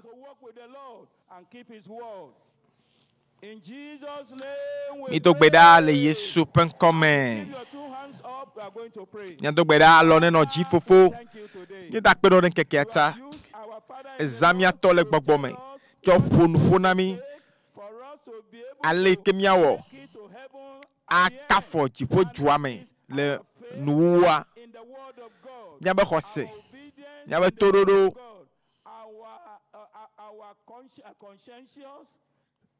míaƒe aŋkɔ aɖe tɔ nyenye ne míazɔ kpakple o, míazɔ mɔwo dzi. Medo gbe ɖa Aƒetɔ be si míese Mawu nya vɔ la,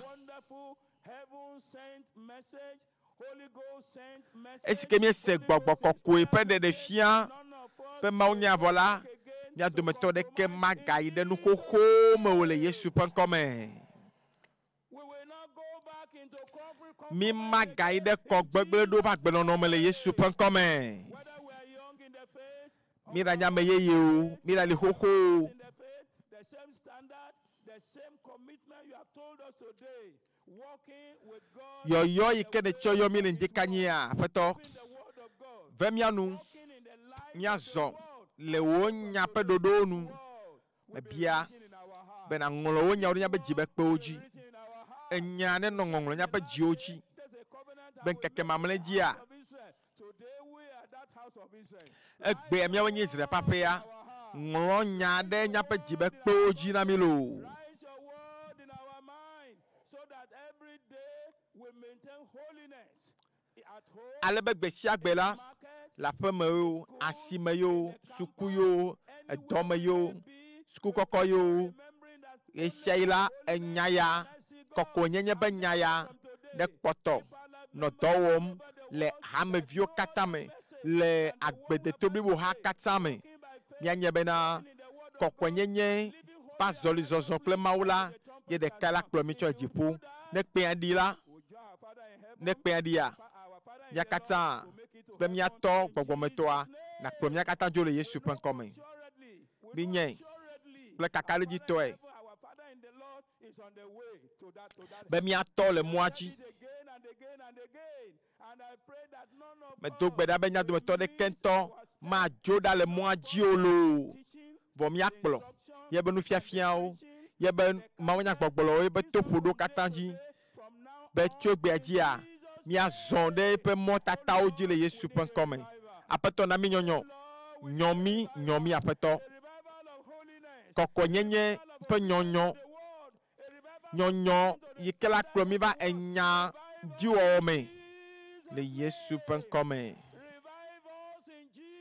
Apeto gbogbo nyomi le ndi ya le Yesu pen kome. Jiponu nebu. E wa doli. Nyonyo gare. Kore nya bagbeji. Koko nyenye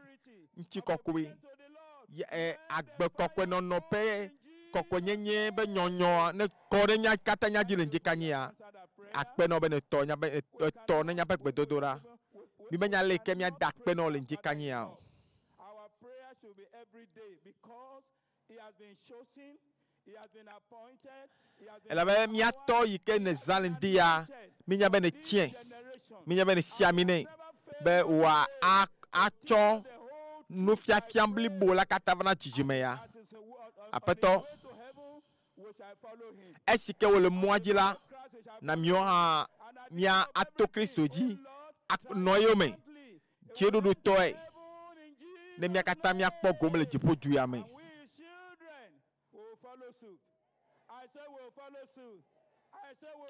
e mia me yo nye viaola mia kata mia aje yo me apeto kpo wo subola ta jointi le wa menu veve me abale kene tone Paulo be nya menu veve sogbona wala apeto wa menu veve ne sogbone ha bawo chogbele Yesu pen kome akpenao ben tonami lo fiensi padia nabe nya do to de siade ya nya ka tro gbova e nya ka konya fu to lava Miava kle nyambe amenyanyeo nyambe apeli kao emi ka nyambe utroya egalo nyo woke egalo nukuno woke eye abaleken do ale pupumla nene mo amenu beve la kremia jiema akpena obe ne tonami nchiko kata na nye toda le Yesu pen ko jiemie dogbedale amen.